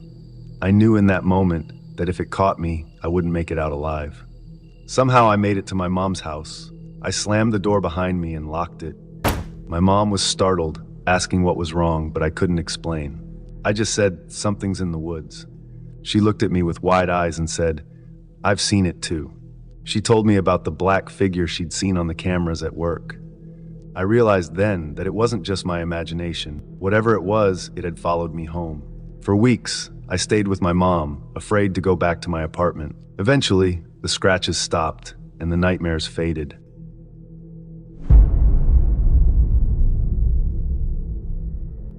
When I was in college, I shared a small off-campus apartment with my best friend, Jamie. We were both a little odd, preferring quiet nights and weird adventures over the usual party scene. One cold October night, we decided to take a walk around the neighborhood. It was past 2 a.m. and the streets were silent except for the occasional rustle of leaves. We weren't drunk or anything, just bored and restless, looking for something to do. As we wandered past a stretch of dimly lit shops, we saw it, a dog lying in the gutter. It was a large black dog, its fur matted and dull. Its body was stiff, the way animals get after death. There was a dark, greasy smear under its head, and it didn't take much imagination to guess it had been hit by a car.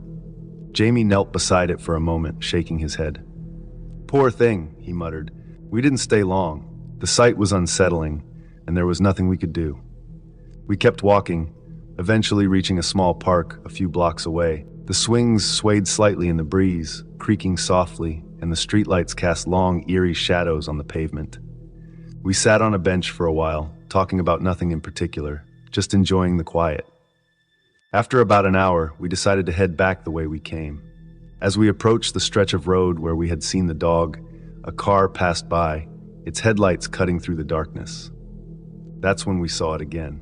The same black dog, alive, crossing the street away from us. It moved slowly, almost limping, its shadow stretching unnaturally long under the streetlight. Jamie froze mid-step. "Did you see that?" I nodded, my mouth dry. We hurried back to the spot where we had first seen it, expecting to find the body still there, but the gutter was empty. The greasy smear remained, dark and glistening, but the dog was gone. We didn't say much as we walked back to our apartment. The air felt heavier, like something unseen was watching us. I tried to shake off the unease, telling myself we must have been mistaken. Maybe the dog hadn't been dead after all. Maybe it had been stunned and somehow managed to get up and walk away. But it didn't make sense. Its body had been stiff. It wasn't breathing. That was only the beginning.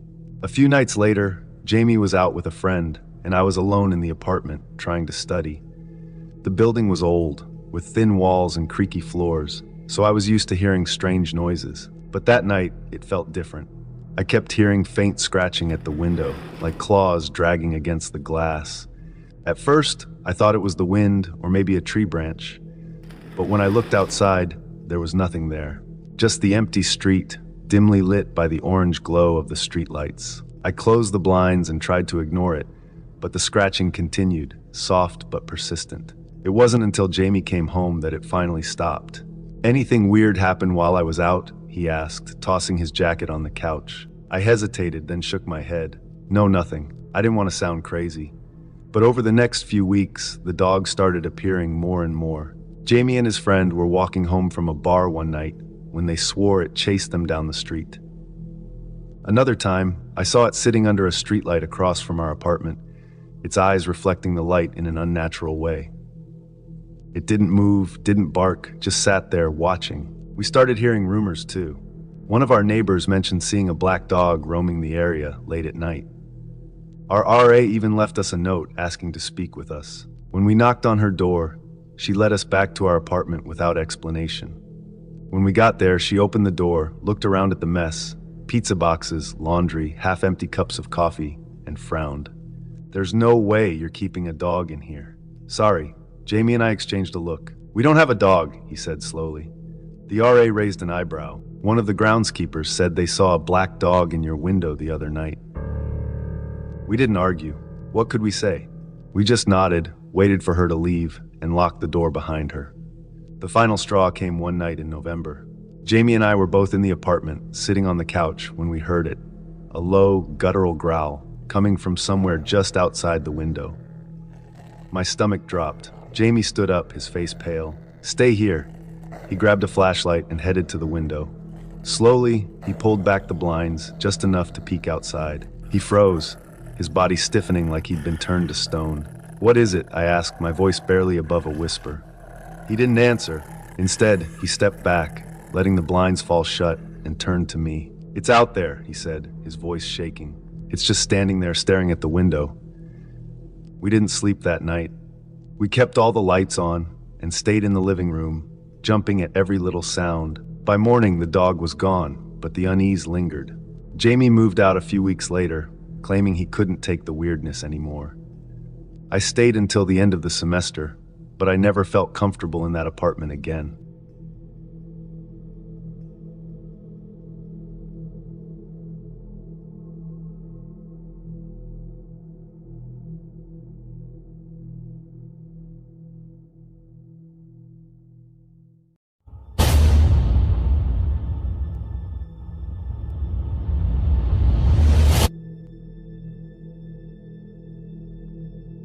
In December, the cold settled over the town like a heavy, dark blanket.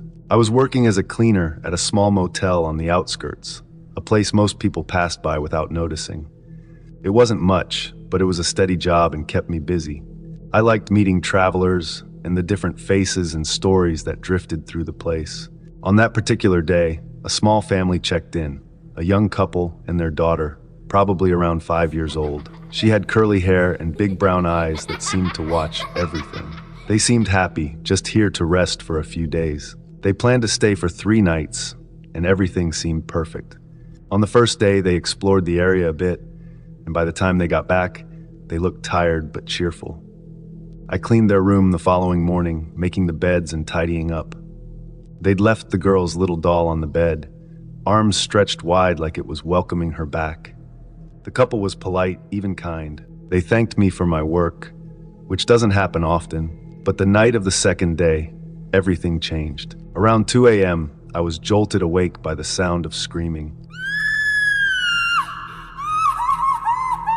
It was a desperate, panicked scream, and it seemed to echo through the empty corridors of the motel. I hurried down the hall to the source. It was the couple's room, and they were frantic, yelling about their daughter. She was gone, they said. Just gone. They kept repeating, "Where is she? Where is she?"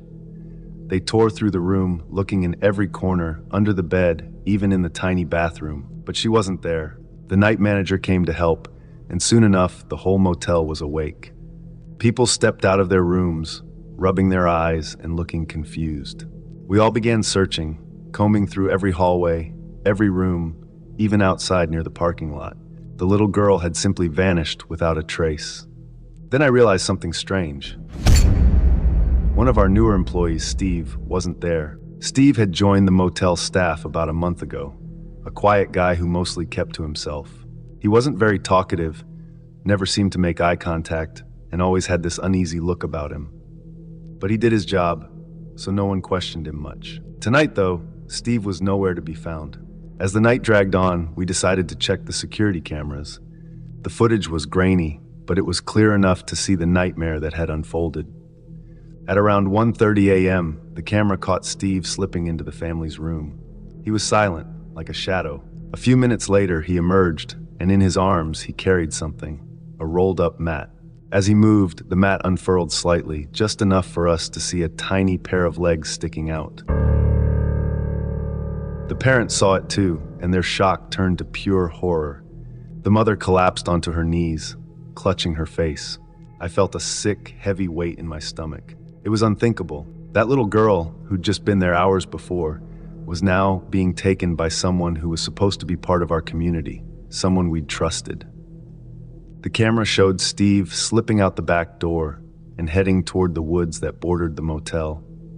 We immediately called the police, and within minutes, they arrived, a swarm of blue and red lights flashing in the darkness. They took over, spreading out into the forest with flashlights and dogs, determined to find Steve and the little girl. The search felt endless. I could only stand there, watching the lights bob in and out of the trees, listening to the barking dogs and the faint voices calling out. After what felt like hours, one of the officers radioed back. They'd found Steve deep in the woods, near a clearing. The little girl was with him, and he wasn't alone. When the officers approached, they saw Steve talking to someone, a shadowy figure who slipped away into the darkness as soon as the police closed in. Steve was clutching the girl, negotiating, bargaining. It looked like he was trying to sell her. My mind struggled to process that. A man we'd all worked beside, someone who'd quietly scrubbed floors and emptied trash cans with the rest of us, was trying to trade a child like she was a piece of property. Thankfully, the police acted fast. They arrested Steve on the spot and rescued the girl. She was safe but shaken, clinging to the officer who brought her back to the motel. When she saw her parents, she burst into tears, running into their arms. Her mother held her like she'd never let go, and her father stood there, his face pale and frozen with shock. Back at the motel, everyone was trying to process what had happened. The police questioned each of us, trying to piece together how Steve had managed to slip past everyone and how he'd known the family would be vulnerable. As I thought about it, the unease I'd always felt around him started to make sense. He'd watched people, studied them, just waiting for an opportunity. Steve was taken away in handcuffs, his face blank as the officers led him to the car. There wasn't a trace of remorse or fear in his eyes, just emptiness. I stood there in the cold, watching the taillights disappear down the road, and all I could feel was anger. Anger that someone could betray our trust like that, and fear that someone so close to us could hide something so dark. Before we get into the next story, if you come for the first time, please make sure to subscribe to our channel and press the bell icon for upcoming scary stories. We need your support. Please share these stories with your friends and family. Thanks.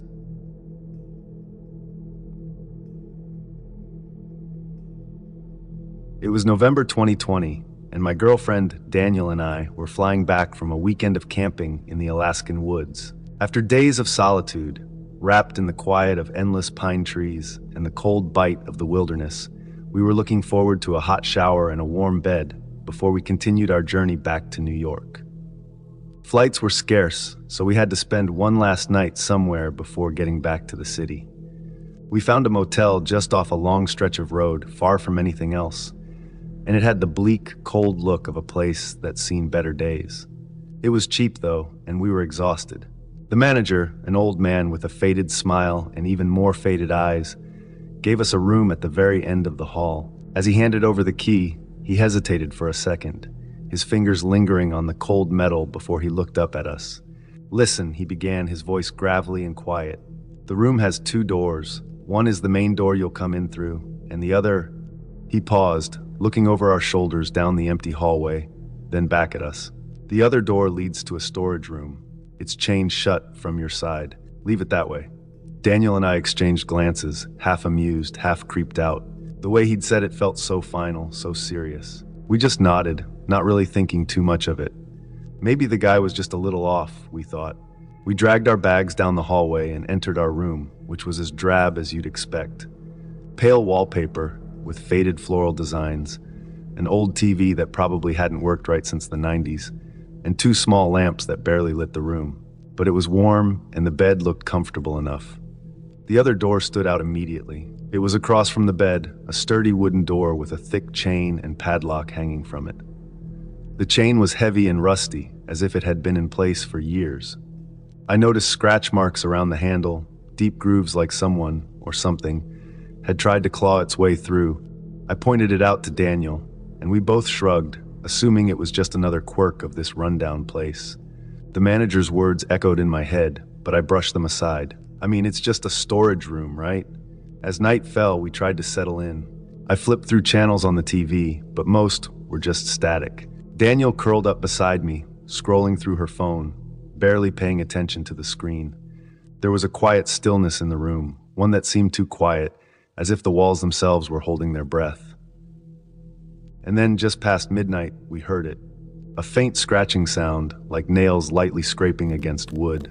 I paused, thinking it was just the old building settling, or maybe a mouse behind the wall. But then it happened again, louder this time. I glanced at the chained door, half expecting to see it rattle. But it stayed still, heavy and unmoving, the chain glinting in the dim light. Daniel looked up at me, her eyes wide. "Do you hear that?"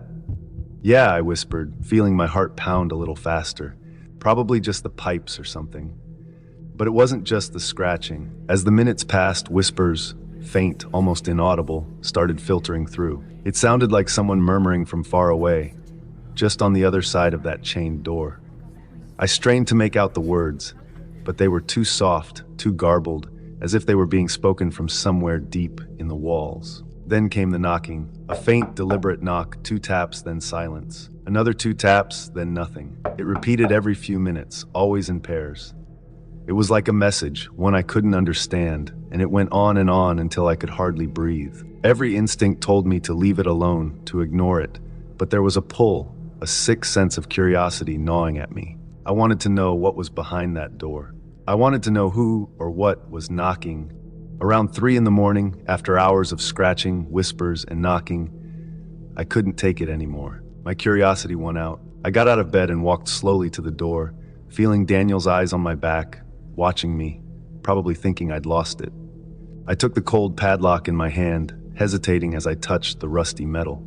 Part of me wanted to leave it alone, to just go back to bed and forget any of this had happened. But I couldn't. I fumbled in my bag and found a small nail file, sliding it carefully into the lock, twisting it until I heard a faint click. The chain slid off, and the door creaked open, revealing a room shrouded in darkness. I took out my phone, switching on the flashlight. The beam cut through the darkness, revealing what looked like a forgotten time capsule. Dust-covered furniture lay scattered across the floor. Old, rotting chairs, a cracked mirror leaning against the wall, a small suitcase with stickers from the 1950s. The air was thick and stale, carrying the scent of mildew and something metallic like old blood. I stepped inside, trying to take it all in, and then in the dim light, I saw her.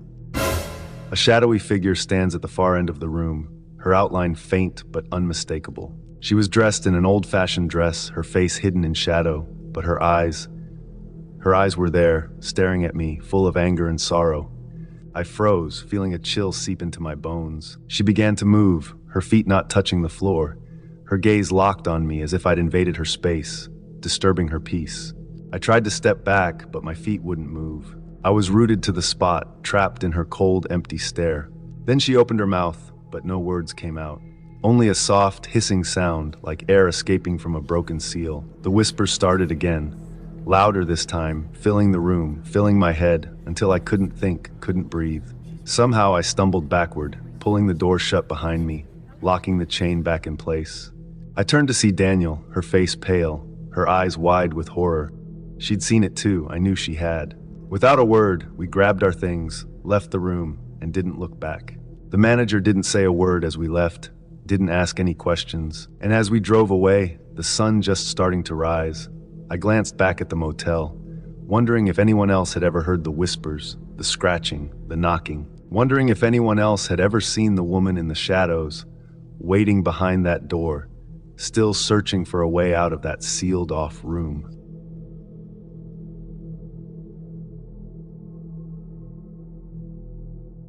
When I checked into the motel, I only cared about getting some sleep. I'd been driving for hours on gas station coffee and endless highway stretches. The motel was a last-minute choice, the kind of place with flickering neon lights and peeling paint.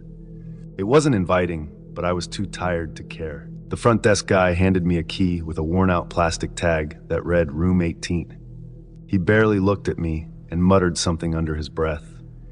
I didn't catch it, and he seemed distracted, glancing down a dark hallway. I shrugged it off and headed to my room.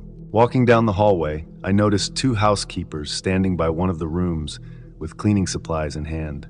It was close to midnight. Why would they be cleaning this late? But their eyes unsettled me the most. They watched me as I passed, following my every step. One of them, a short woman with stringy hair, had a strange expression, almost a smile, but not quite. It made my skin prickle. In my room, I double-locked the door, kicked off my shoes, and collapsed onto the bed without bothering to undress. I didn't care about the strange housekeepers or the stale smell in the room. I just needed sleep. The next morning, I woke up feeling uneasy. My duffel bag, which I'd left on the floor, was now neatly placed on the table by the window. My shoes were lined up perfectly next to the bed, and my jacket was draped over the chair. It didn't make sense. I was sure I hadn't left my things like that. At first, I thought maybe I was more exhausted than I realized and had arranged my stuff without remembering. But the more I looked around, the more it felt deliberate, like someone had carefully placed everything in a precise way. I shook it off, chalking it up to travel fatigue, and went about my day. When I returned that evening, the hallway was quiet, and I didn't see the housekeepers. Relieved, I went back to my room and locked the door, hoping for another night's rest. But the following morning, my unease turned to dread. My things had been moved again, even more noticeably this time. My toothbrush, which I'd left on the bathroom sink, was now neatly placed on a folded towel beside the bed. My phone charger was unplugged and coiled on the nightstand, and a single crisp towel was left at the foot of the bed. I called the front desk, hoping for an explanation. The same guy who checked in mumbled an apology, saying he'd look into it, though it was clear he didn't care. A cold frustration settled in my chest.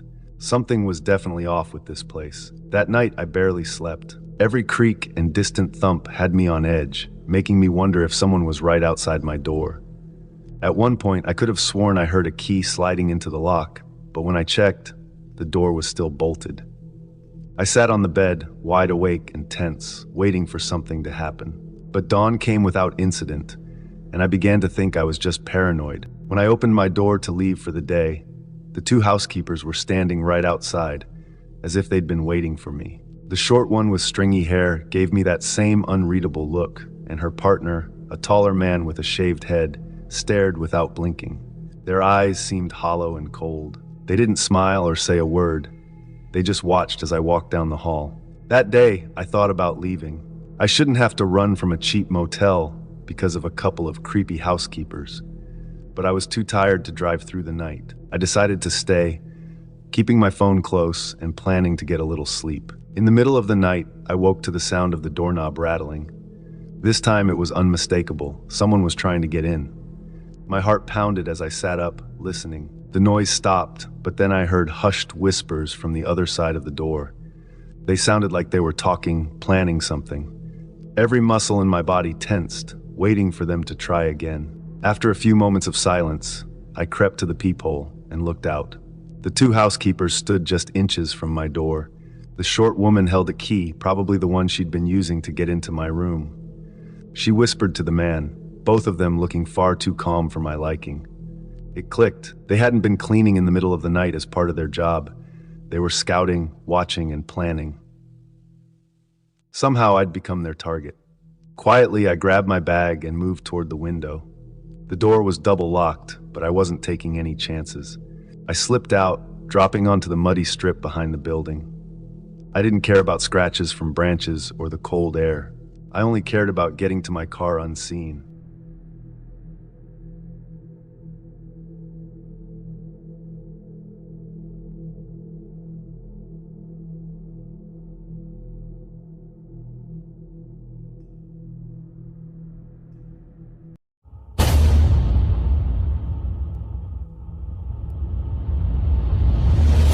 It was a cold night in Hollywood, the kind that made the city feel even more deserted than usual.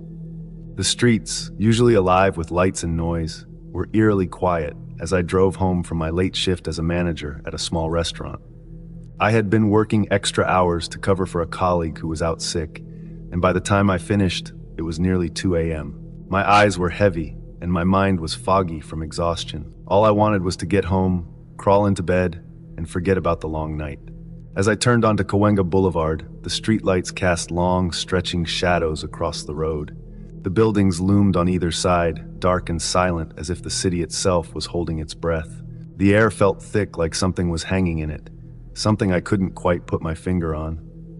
I tried to shake off the uneasy feeling, chalking it up to fatigue. I was just tired, I told myself. Nothing more. I slowed down as I approached a stop sign about 3 blocks from Hollywood Boulevard. I knew this area well. I had driven through it countless times, but tonight, something felt different. The stillness was unnerving, and the only sound was the hum of my car's engine. As I rolled to a stop, I noticed movement out of the corner of my eye. From both sides of the street, a group of men began to appear. They strolled casually, almost too casually, toward the crosswalk, coming from the shadows like they had been waiting there. There were at least 5 or 6 of them, and they were all dressed in dark clothes. My heart started to race as I gripped the steering wheel tighter.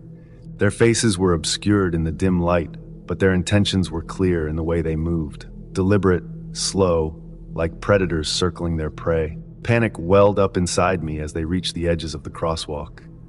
My instincts screamed at me to do something, anything, but my body felt frozen in place. The men were getting closer, spreading out across the road as if to block my path.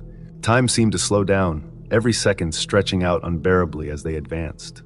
My pulse pounded in my ears, drowning out everything else. Then, without thinking, my foot slammed down on the gas pedal.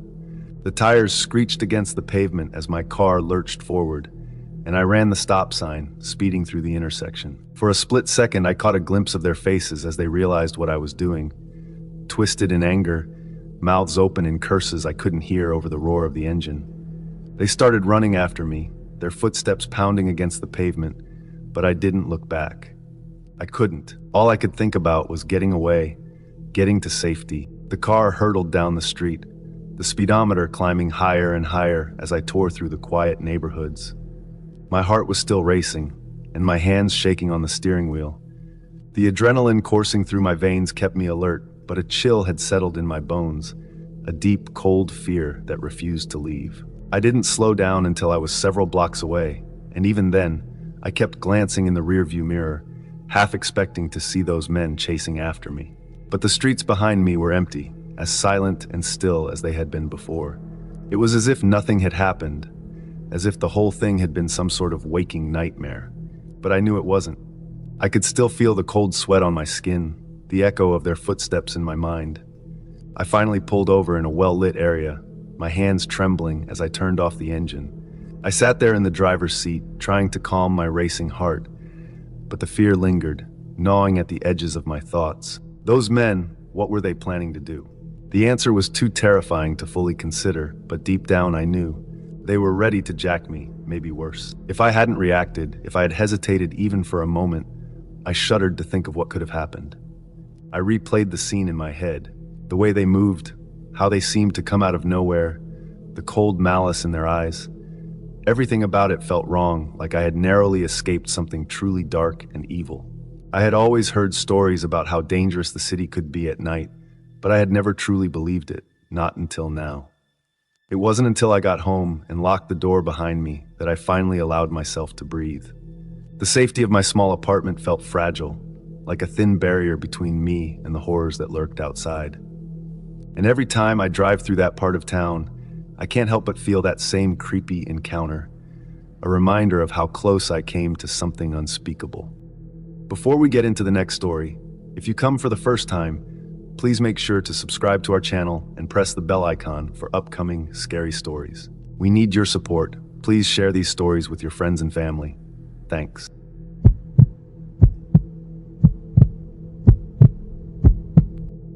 I live in a safe country, and my city is known for being one of the safest. The streets are quiet, crime is almost non-existent, and people don't worry much about safety.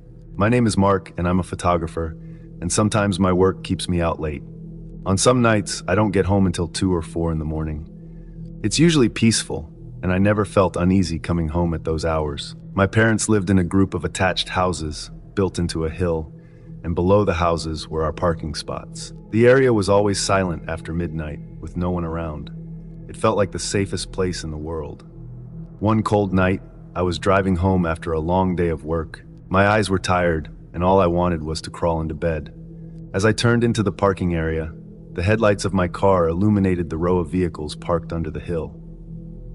Everything seemed normal, but then I saw something that made me slow down. A figure was moving between the cars. It was strange to see someone there at that hour. No one else should have been around. The person was moving slowly, almost as if they were sneaking around, trying not to be noticed. My first thought was that maybe it was a neighbor who had forgotten something in their car, but something about the way they moved felt off. I parked my car, keeping an eye on the figure. They were still moving between the cars, but now they seemed to be checking the doors like they were trying to find one that was unlocked. My heart started to race as I realized that this person wasn't a neighbor. They were up to something that didn't belong in this quiet, safe place. I got out of my car and the cold air hit me immediately. It was freezing, the kind of night where you could see your breath. The figure was still there, and now I could see him more clearly. He was wearing just a pair of shorts and a short-sleeved shirt, totally out of place in this weather. He was skinny, almost unnaturally so, and he moved with a strange kind of energy like he couldn't stay still. This was my home, my safe place, and I wasn't going to let some stranger make me feel scared. I walked towards him, determined to find out what he was doing. Hey! I called out, my voice louder than I expected in the stillness of the night. What are you doing? The man turned to face me, and for a moment I regretted approaching him.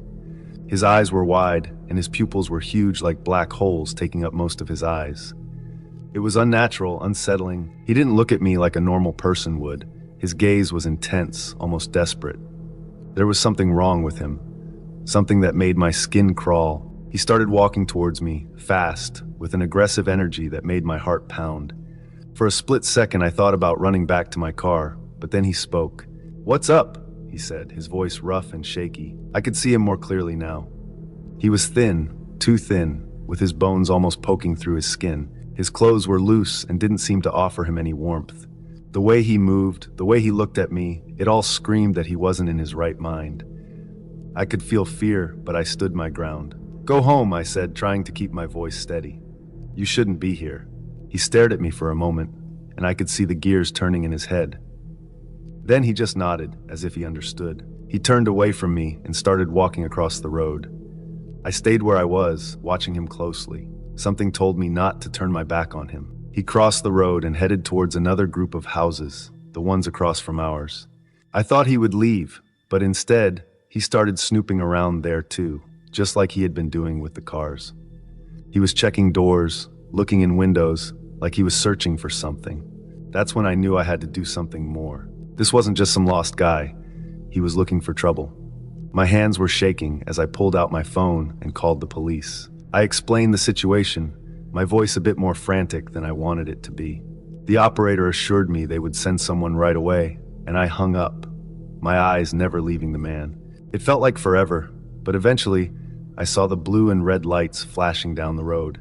The man noticed them too, but instead of running, he just stood there, almost like he was expecting them.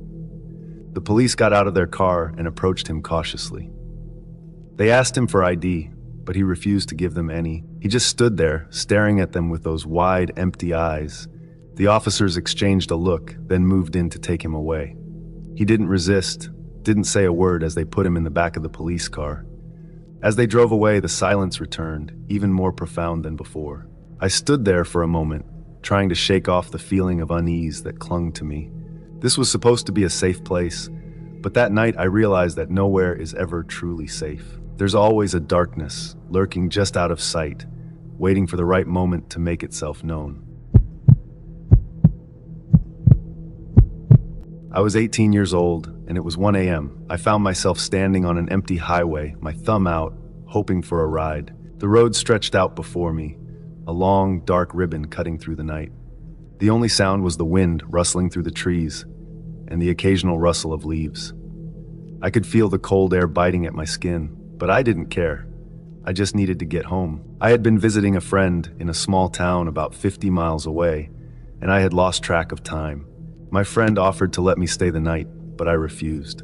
I thought I could make it home before it got too late, but now, here I was, stranded on this deserted highway in the middle of the night. There were no streetlights, no cars, and no signs of life anywhere. Just me in the darkness. Minutes passed, then what felt like hours. I began to worry that no one would come. My heart pounded in my chest, each beat echoing in my ears like a drum. I was starting to feel desperate when I saw headlights in the distance. A car was approaching, and it was slowing down. Relief washed over me as the car pulled up beside me. The driver rolled down the window, and I could see it was an old man, his face lined with wrinkles, and his hair a stark white. "Need a ride?" he asked in a gravelly voice. I hesitated for a moment, but the cold and the fear of being alone on that highway won out. I nodded and got into the car, closing the door behind me. The old man smiled, his teeth yellowed and uneven. He put the car in gear and started driving, the engine humming softly. At first, the ride was quiet. The old man didn't say much, and I was grateful for that. I didn't feel like talking, and I just wanted to get home as quickly as possible. The road was empty, and the car's headlights cut through the darkness, illuminating the trees on either side of us. The shadows they cast seemed to dance and twist, playing tricks on my eyes. The old man broke the silence. "So, where are you heading?" he asked, his eyes fixed on the road ahead. "Home," I replied, keeping my voice low. It's about 30 miles from here. Ah, I see. You live with your parents? Yes, I answered, feeling a bit uneasy. I didn't want to share too much information with a stranger, but I didn't want to be rude either. He nodded as if considering something. You must be a good kid, going home this late. Don't see many young folks doing that these days. I forced a smile, though I wasn't sure why. Something about the way he talked put me on edge. But I told myself I was just being paranoid. He was just a harmless old man, probably just lonely and wanting to talk. But then, his questions started getting more personal. So what do your parents do for a living? He asked. I hesitated, unsure of how to respond. They work, I said vaguely. What kind of work? He pressed, his eyes flicking towards me for a moment before returning to the road. They're in business, I replied, trying to keep my answers as short as possible. My discomfort was growing with each question, but I didn't want to show it. The old man nodded again, but this time, his smile seemed off. It didn't reach his eyes, and something was unsettling about it. My heart started to race, and I shifted uncomfortably in my seat. I glanced down at his hands on the steering wheel and noticed something that made my blood run cold. There were dark stains on his clothes, smeared across his shirt and the cuffs of his sleeves. It looked like dried blood. My breath caught in my throat, and I could feel an unnerving feeling in my mind. Is that blood? I asked, my voice trembling. The old man didn't answer right away. He just kept driving, his eyes fixed on the road. Finally, after what felt like an eternity, he spoke. It's not mine, he said, his voice calm, almost too calm. His words sent a wave of fear crashing over me. My mind raced, trying to make sense of the situation. Who was this man? What had he done? I could feel panic rising in my chest, threatening to overwhelm me. I knew I needed to get out of that car. I had to get away from him before something terrible happened. But we were still on that empty highway with no other cars in sight, no houses, no help. I didn't know what to do. Finally, I mustered up the courage to speak. Please, let me out here, I said, trying to keep my voice steady. The old man didn't respond right away. He just kept driving, the road stretching out endlessly before us. I could feel my heart pounding in my chest, each beat like a hammer against my ribs. I was terrified he wouldn't let me go, that he had other plans for me. But after a few moments, he nodded slowly. All right, he said, his voice low and gruff. He pulled the car over to the side of the road and stopped. I didn't wait for him to say anything else. I quickly opened the door and stepped out, my legs shaking as I stood on the cold asphalt. Thank you, I muttered, barely able to get the words out. Then, without looking back, I started walking down the road, my heart racing. I heard the car door close behind me and the sound of the engine as the old man drove away. I didn't stop until I was sure he was gone. Only then did I allow myself to breathe. I made it home that night, unharmed, but the fear lingered long after I had closed the door behind me. I couldn't shake the feeling that I had narrowly escaped something terrible. The memory of that ride haunted me for weeks. The old man's unsettling questions, the blood on his clothes, his too calm voice. Even now, years later, I can still feel the terror of that night. I've never hitchhiked again, and I never will. Some things aren't worth the risk.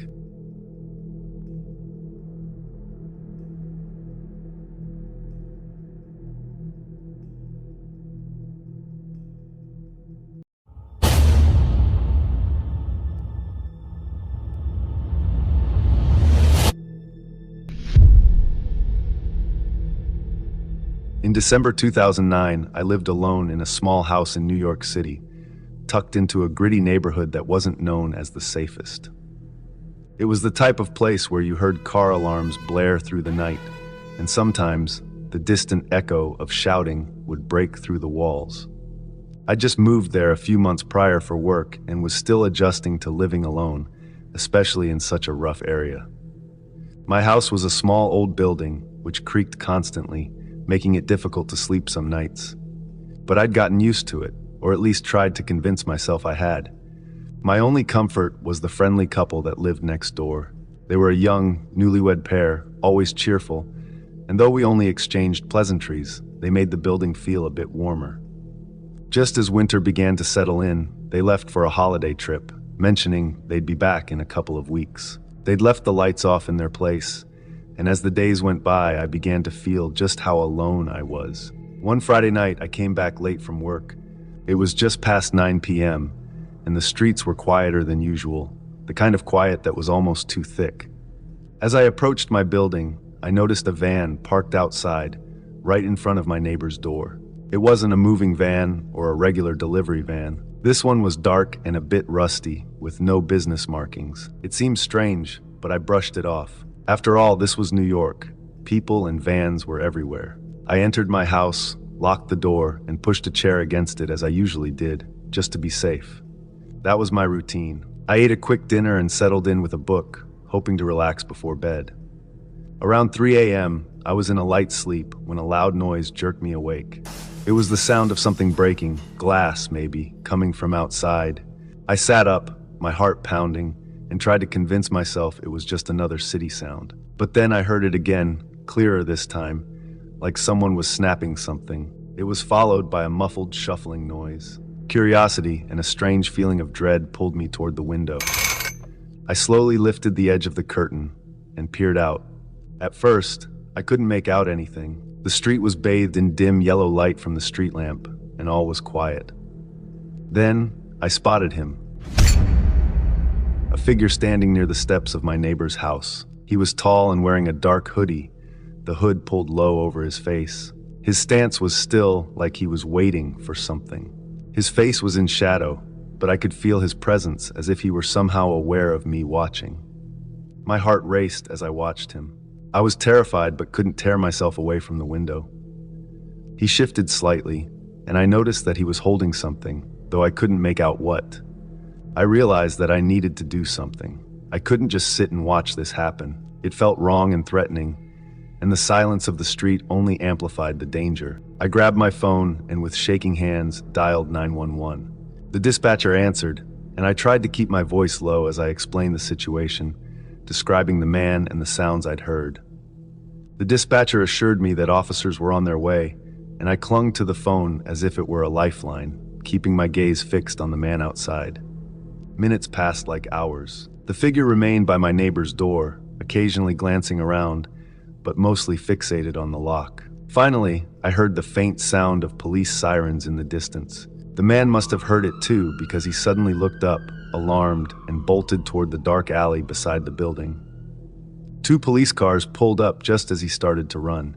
One officer jumped out and sprinted after him, while the other approached the building. I watched through the window, my breath fogging up the glass as I felt a mix of relief and fear. After what seemed like a long few minutes, I saw the officers returning, this time with the man in custody. He was handcuffed and scowling as they led him back to the patrol car. I felt a strange sense of accomplishment and guilt at the same time. What if he wasn't trying to break in? What if I'd been wrong? The officer I'd spoken to on the phone eventually knocked on my door, and I hesitated before answering, my nerves still raw. When I opened the door, he assured me I'd done the right thing by calling them. He didn't tell me much about who the man was or what his intentions might have been, just that they'd questioned him, and he was someone they'd dealt with before.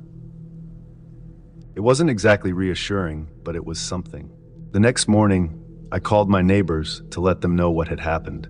They sounded shaken and thanked me profusely for watching out for their place. They told me they'd be cutting their trip short and coming back sooner than planned. For the next few nights, I barely slept. Every creak in my house felt amplified, each sound outside sending my nerves into a spiral. I found myself looking out the window constantly, expecting to see that figure lurking nearby again. Even though he was gone, his presence seemed to linger, a haunting reminder of how vulnerable I was in that big, indifferent city. When my neighbors returned, they brought over a small gift and thanked me again.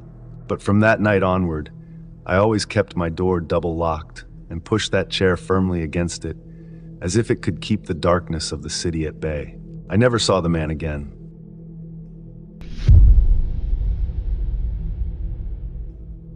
My name is Kevin, and this happened when I was 16 years old. It was a cold Friday night in October, and the leaves were starting to fall, leaving the trees bare and casting long shadows in the dim streetlights.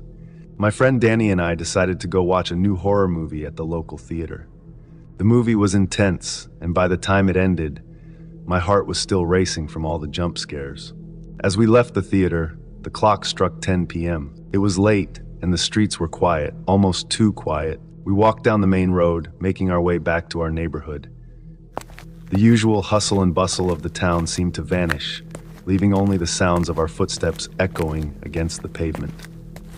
The chilly breeze made everything feel even lonelier, and I tugged my hoodie tighter around me, feeling the silence press in. Danny, usually chatty, was quiet too, as if he could sense something strange in the air. Then out of nowhere, we heard footsteps behind us, faint at first but growing louder. Danny and I slowed down, turning slightly to glance over our shoulders. A man was walking a little distance behind us, his face partly hidden in the shadows. He looked down at his phone, the blue light of the screen briefly illuminating his face. I didn't recognize him, but something about his presence felt off. We tried to brush it off, picking up our pace, but every time we turned a corner, the man seemed to follow. The closer we got to our neighborhood, the more uneasy I felt. There was no one else around, just the sound of our quickening footsteps and the echo of his boots hitting the ground behind us.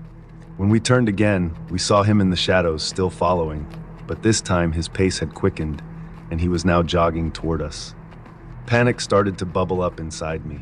I didn't know what this guy wanted, but I had a terrible feeling it wasn't good. The street was dark, and the houses on this block were spaced far apart, with most of them having their lights off. We didn't want to go straight home and risk leading this stranger there. Danny glanced at me, his eyes wide with the same fear I felt, and we both broke into a run. As we sprinted down the empty street, I could hear the man's footsteps picking up speed behind us. I tried to keep my breathing steady, but my heart was pounding so hard I could feel it in my ears. The distance between us and the man was shrinking, and in the dim streetlight, I could just make out a glint of something metallic in his hand. A flash of fear jolted through me when I realized he was holding a knife. There was no time to think. Our houses were too far away, so we had to find another option. Desperately scanning our surroundings, I spotted a patch of thick bushes off to the side of the road. I grabbed Danny's arm, and we ducked behind them, crouching down as low as we could. We held our breaths, trying not to make a sound, as the footsteps grew louder and closer. I could feel my body tense, every muscle on edge, waiting and hoping that he would pass by without noticing us. But he didn't. The footsteps stopped just in front of the bushes, and through the branches, I could see his figure looming, scanning the area like he was looking for something, or someone. My heart was pounding so loud I was sure he could hear it. Slowly, he lifted the knife, holding it in front of him as he leaned closer to the bushes. A surge of fear rushed through me, and I instinctively reached into my pocket, remembering my old phone. I dialed the police, trying to keep my movements as quiet as possible. My hands were shaking so badly that I almost dropped the phone, but I managed to press it close to my mouth and whisper our location. The police dispatcher's voice was calm, telling me to stay hidden and keep quiet. She assured me that officers were on their way. Those few minutes felt like hours. The man was circling the bushes, and I could see the faint gleam of the knife in his hand. He muttered something to himself, his voice low and strange, but I couldn't make out the words. Every second he lingered felt like a lifetime, and I was sure he'd find us. Danny was beside me, barely breathing, his eyes fixed on the man as we waited in silence, hoping and praying he would move on. Then, in the distance, I heard the faint sound of sirens cutting through the night air. The man heard it too. His head jerked up, and for a split second he froze, looking around as if deciding whether to run. The sirens grew louder, and in a flash, he turned and bolted down the street, disappearing into the shadows. Seconds later, the police arrived. Danny and I stumbled out of the bushes, both of us still shaking from the encounter. The officers approached us, asking questions and taking down details. I tried to explain everything, the man's face, the knife, the way he had followed us for blocks. The officers assured us they would patrol the area and try to find him. After what felt like an eternity, they found the man hiding a few streets over. The police told us later that he was a known criminal and had been wanted for attempted kidnapping. It turned out we had narrowly escaped a dangerous encounter, one that could have ended in a way I don't even want to imagine. That night changed me. It reminded me that danger can come out of nowhere, and sometimes just being in the wrong place at the wrong time can put you in a situation you never saw coming. But I was lucky. Danny and I made it out safe, and that's something I'll never take for granted.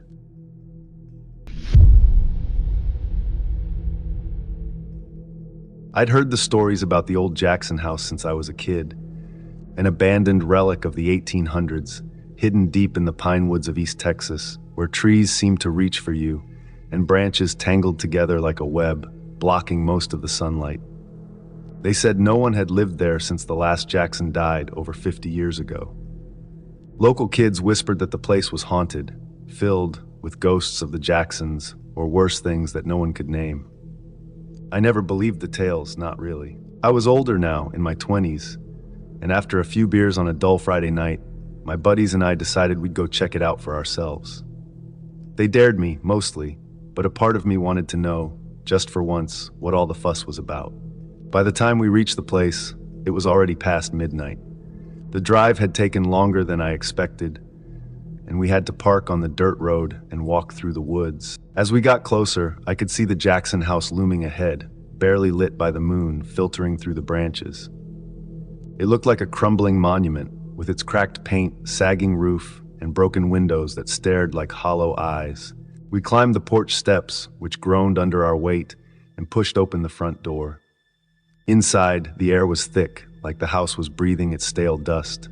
Shadows stretched across the walls, cast by our flashlights, making shapes that twisted and curled with each step.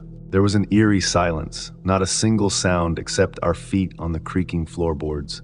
My friends Mike and Todd were with me, but they were strangely quiet. I could tell that they were regretting the dare, though neither would admit it. We walked into what must have been the living room, an open space with faded wallpaper peeling from the walls. A worn-out couch sat in the corner, its fabric torn and stained. An old piano stood by the far wall, its keys cracked and yellowed. It looked as if someone had left in a hurry, leaving everything just as it was. I wanted to laugh at how ordinary it all seemed. Haunted, no way. Just another sad, abandoned house. I turned to say something to Mike, but he was staring at something behind me, his face pale and his eyes wide. I followed his gaze, turning slowly. In the corner of the room, where the shadows were darkest, stood a figure. At first, I thought it was just another trick of the light, a pile of clothes, or a curtain blowing in some hidden draft. But the longer I looked, the more I realized that it was shaped like a man. Tall, with broad shoulders, and yet off. The figure seemed to melt into the darkness, its edges blurred, almost like smoke. It was standing so still, too still, and I felt this sinking, awful certainty that it was looking right at me. "Do you see that?" Mike whispered, his voice barely audible. I nodded, unable to speak. The air felt heavier, pressing down on us, thick and suffocating. The figure didn't move. It just stood there, like it was waiting, watching. My flashlight was still pointed toward it, but it barely seemed to cut through the darkness around the shape. It was as if the shadow had weight, a thickness that swallowed the light. Todd, who had been quiet the whole time, took a step forward, trying to get a better look. I wanted to grab him and pull him back, but I couldn't move. I couldn't take my eyes off that figure. It felt wrong, unnatural, as though it was something that shouldn't exist in the same world as us. Todd stopped, and for a moment we all just stood there, frozen, staring at the figure. Then, in a slow, deliberate motion, the shadowy man seemed to turn, as though it was shifting to look at Todd. I swear I saw a glint of something in what might have been its eyes, a flash of something cold and distant. Todd stumbled backward, nearly tripping over himself as he scrambled to get away. "Let's go," he muttered, his voice shaking. "Let's get out of here." We didn't argue. We backed out of the room, not daring to turn our backs on that shadow. I felt like if I looked away, even for a second, it would get closer, like it would reach out of the darkness and grab me. We hurried down the hallway, our footsteps echoing through the house. The walls seemed to close in, the shadows thickening as if they wanted to trap us inside. Just as we reached the front door, I dared one last glance behind me. The shadow figure was there, standing at the end of the hallway, its form barely visible in the dark. It was closer than before, much closer, almost like it had followed us. I didn't look back again. We ran out of that house, stumbling over the rotting porch steps and sprinting through the woods until we reached the car. None of us said a word on the drive back, our minds struggling to understand what we had just seen. I don't go near the Jackson house anymore. None of us do. People still talk about it, of course, but I keep quiet.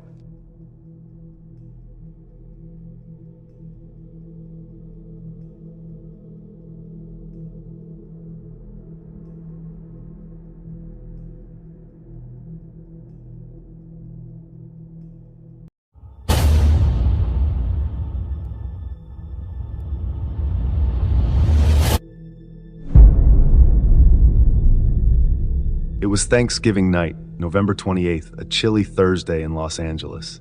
My name is Nicole, and like many families across the city, we were gathered around the dining table, enjoying the warm glow of family and food. The smell of roasted turkey and pumpkin pie filled our house, blending with laughter and clinking dishes. My mom had outdone herself this year. Her stuffing was perfect, and even my picky little brother, Max, couldn't stop eating. Dad was telling one of his usual jokes mid-sentence when the loud knocking shattered the moment. It wasn't a polite knock, but heavy and urgent, rattling the front door. Everyone froze. We weren't expecting anyone. My dad frowned, setting down his fork. Mom whispered, "Who could that be at this hour?"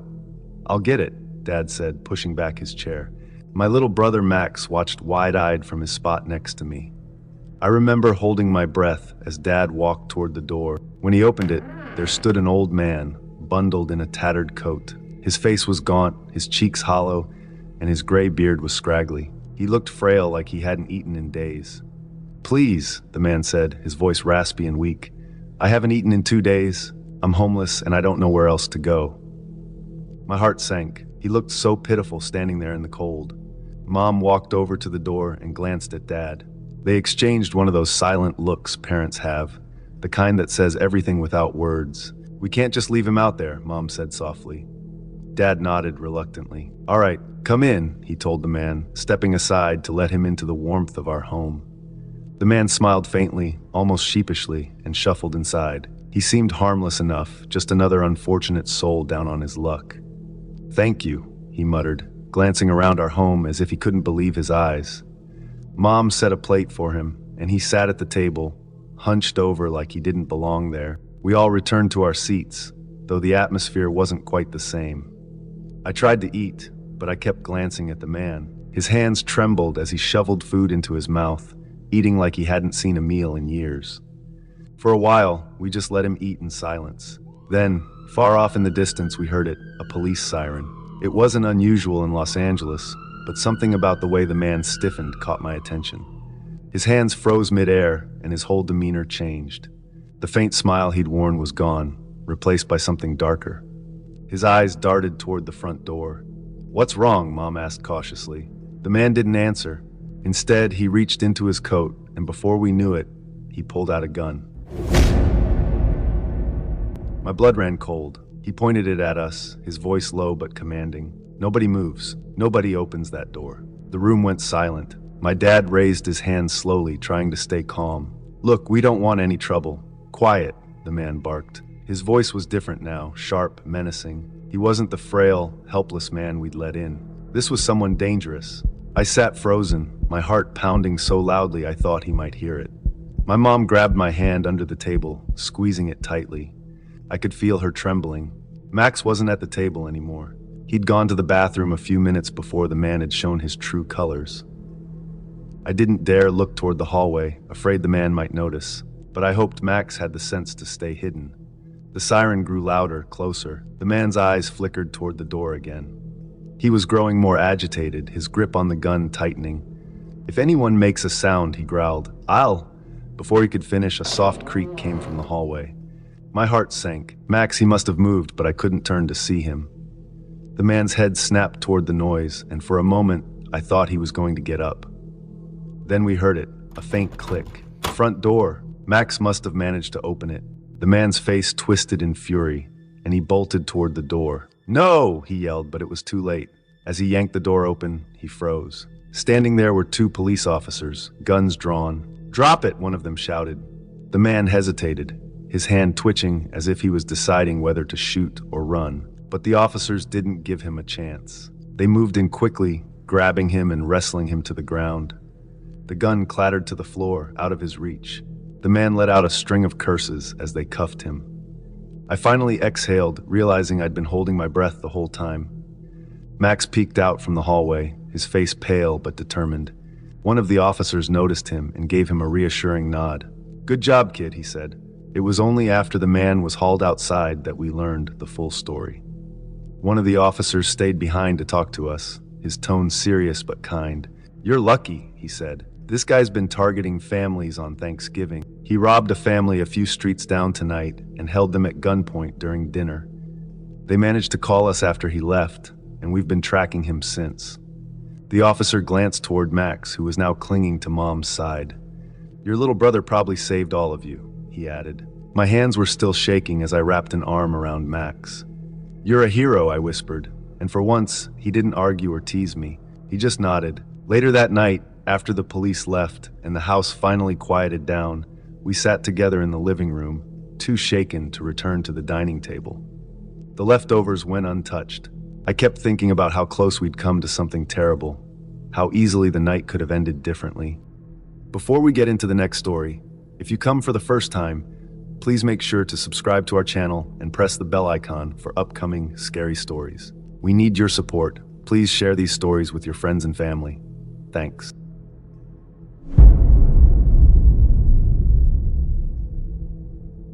In 2019, my family decided to invite our new neighbor, Justin, to Thanksgiving dinner.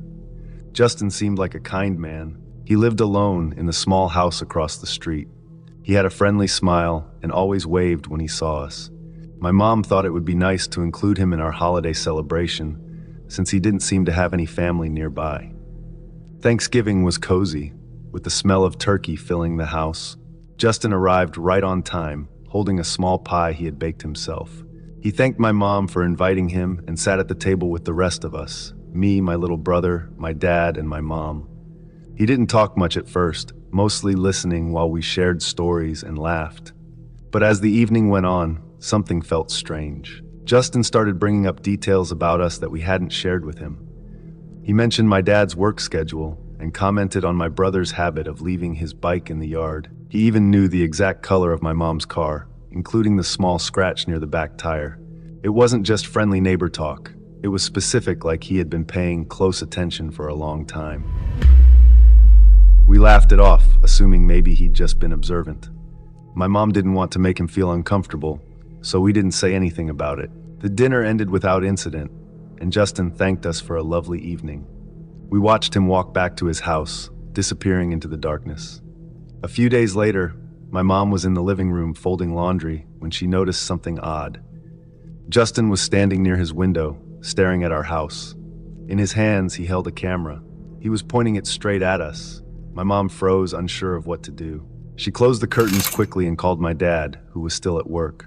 He told her to keep the doors locked and not to worry. It was probably nothing. But it wasn't nothing.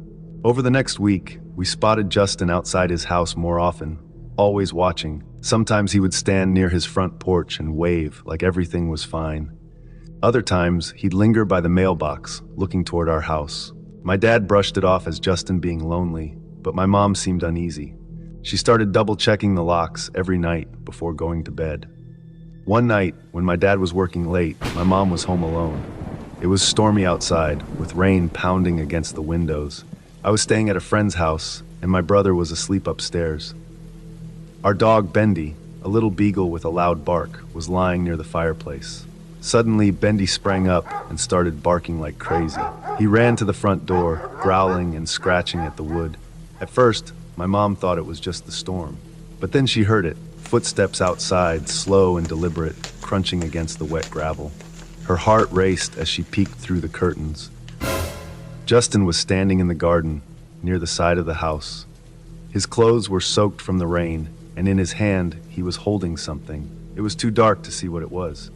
Grabbing an umbrella, my mom decided to confront him. She opened the back door cautiously, letting Bendy rush out ahead of her. "Justin?" she called out over the sound of the rain.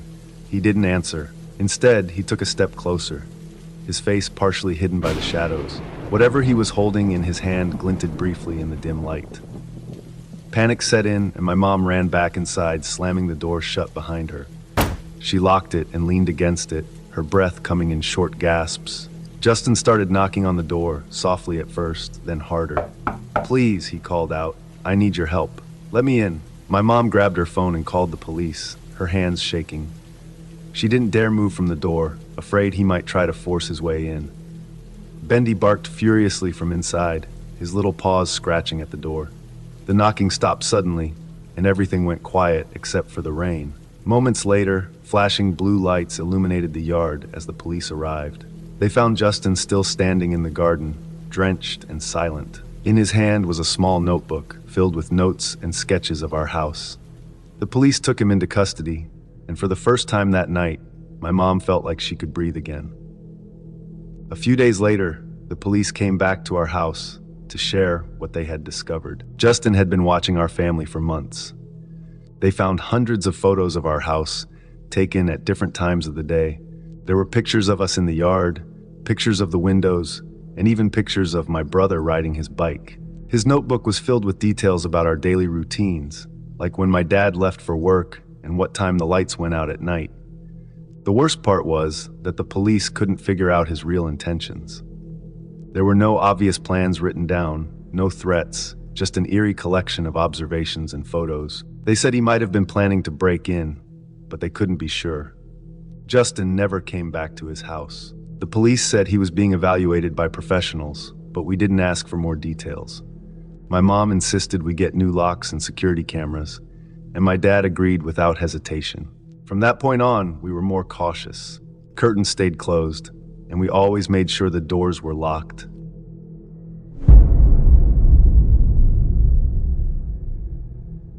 Thanksgiving has always been my favorite holiday. It's the one time of year when our family comes together in our old farmhouse, a relic of the past sitting on acres of fields and surrounded by dense woods. The house belonged to my grandparents, who passed it down to my father. Every year we'd gather there to eat, laugh, and share stories. But last Thanksgiving, something happened. Something I still can't explain. The day started as usual. My parents, my younger brother Jason, my uncle Frank, and I arrived at the farmhouse around noon. The house looked the same as always, a sturdy but aging structure with its creaky wooden floors and faint smell of old wood. It was comforting in a way, nostalgic. The early part of the day was normal. My mom and Uncle Frank took over the kitchen while Jason and I ran around outside. The cold November air nipped at our faces as we played catch in the open field behind the house. I remember looking at the house, its windows catching the soft glow of the setting sun. For a moment, I thought I saw something in the upstairs window, just a flicker of movement. I brushed it off. It was probably the curtain swaying or a shadow from a tree. As evening fell, we all gathered in the dining room for the big Thanksgiving meal. The room was warm, lit by a chandelier that flickered occasionally, adding to the old-world charm. We laughed over stories of past holidays and stuffed ourselves with turkey, mashed potatoes, and pumpkin pie. But as the night wore on, I started to feel off. It was hard to explain, like the air in the house had grown heavier. It wasn't cold, exactly, but there was a chill that seemed to creep up from the floorboards. I noticed Jason kept glancing toward the hallway that led to the stairs. When I asked him if he was okay, he shrugged and mumbled something about hearing creaks. After dinner, we settled into the living room to watch a movie. My dad lit a fire in the old stone fireplace, and the flickering flames cast shadows across the walls. It was cozy, but that uneasy feeling lingered. The creaks Jason mentioned became more noticeable. Soft, rhythmic sounds like footsteps coming from the second floor. Probably the house settling, Uncle Frank said when I pointed it out. Around 10 p.m., Jason and I went upstairs to the room we always shared when we stayed over. It was a simple room with 2 twin beds and a small window overlooking the backyard. The moonlight streamed in, creating a pale glow on the wooden floor. We got ready for bed, but Jason was unusually quiet. After a while, he said, "Do you think there's someone in the house?" I laughed nervously. "What are you talking about?" He hesitated before saying, "I thought I saw someone standing by the barn earlier, but when I looked again, they were gone." I didn't want to scare him or myself, so I brushed it off. "Probably just your imagination. Let's get some sleep." But sleep didn't come easily. The wind outside howled, and the old farmhouse groaned as it always did, but there was something different that night. Around midnight, I was jolted awake by a sound, a loud thump, like something heavy falling upstairs. Jason was already sitting up in his bed, wide-eyed. "Did you hear that?" he whispered.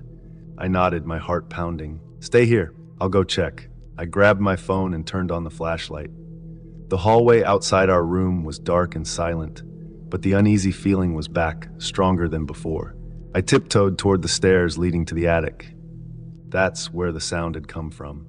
The attic door was slightly ajar, swaying gently as if it had been pushed open moments ago. I shined my flashlight up the narrow staircase. the beam catching the dusty wooden steps and cobwebs clinging to the low ceiling. "Hello," I called out, my voice trembling. No answer, just the wind whistling outside and the faint creak of the attic door. I climbed the stairs slowly, each step creaking under my weight. When I reached the top, I pushed the door open wider and peered inside. The attic was cluttered with old furniture, boxes of forgotten belongings, and piles of blankets. Everything was still, but the air felt wrong, oppressive. I was about to turn around when I saw it. In the far corner of the attic, near an old rocking chair, stood a shadowy figure. At first, I thought it was just a trick of the light, or my eyes playing tricks on me. But then it moved. It wasn't walking, it was gliding, unnaturally smooth. The figure was tall and featureless, just a dark silhouette against the dim light filtering through the small attic window. I froze, my breath caught in my throat. The figure stopped and turned toward me, though it had no face. I felt an overwhelming sense of dread, like I was being pulled into a black hole. My legs refused to move, and for a moment, all I could do was stare. Then, without warning, the figure darted toward me. It didn't make a sound, but its sudden movement snapped me out of my paralysis. I turned and bolted down the stairs, nearly tripping over my own feet. Jason was waiting for me at the bottom of the stairs, his face pale. "What happened? What did you see?" Just go downstairs," I yelled, pushing him toward the living room. By the time we got there, the rest of the family was awake, alarmed by the noise. I tried to explain what I'd seen, but I could tell they didn't believe me. My dad and Uncle Frank went to check the attic, but they found nothing. No shadowy figure, no sign anyone had been up there. We ended up staying in the living room for the rest of the night, too scared to go back upstairs. I didn't sleep at all, every creak and gust of wind making my heart race. The next morning, we packed up and left earlier than usual. As we drove away, I glanced back at the farmhouse. For a moment, I thought I saw something, or someone, standing in the upstairs window watching us leave. I haven't been back to the farmhouse since that night, and I don't think I ever will. Whatever I saw in that attic wasn't human, and the thought of it still gives me chills. Thanksgiving will never feel the same again.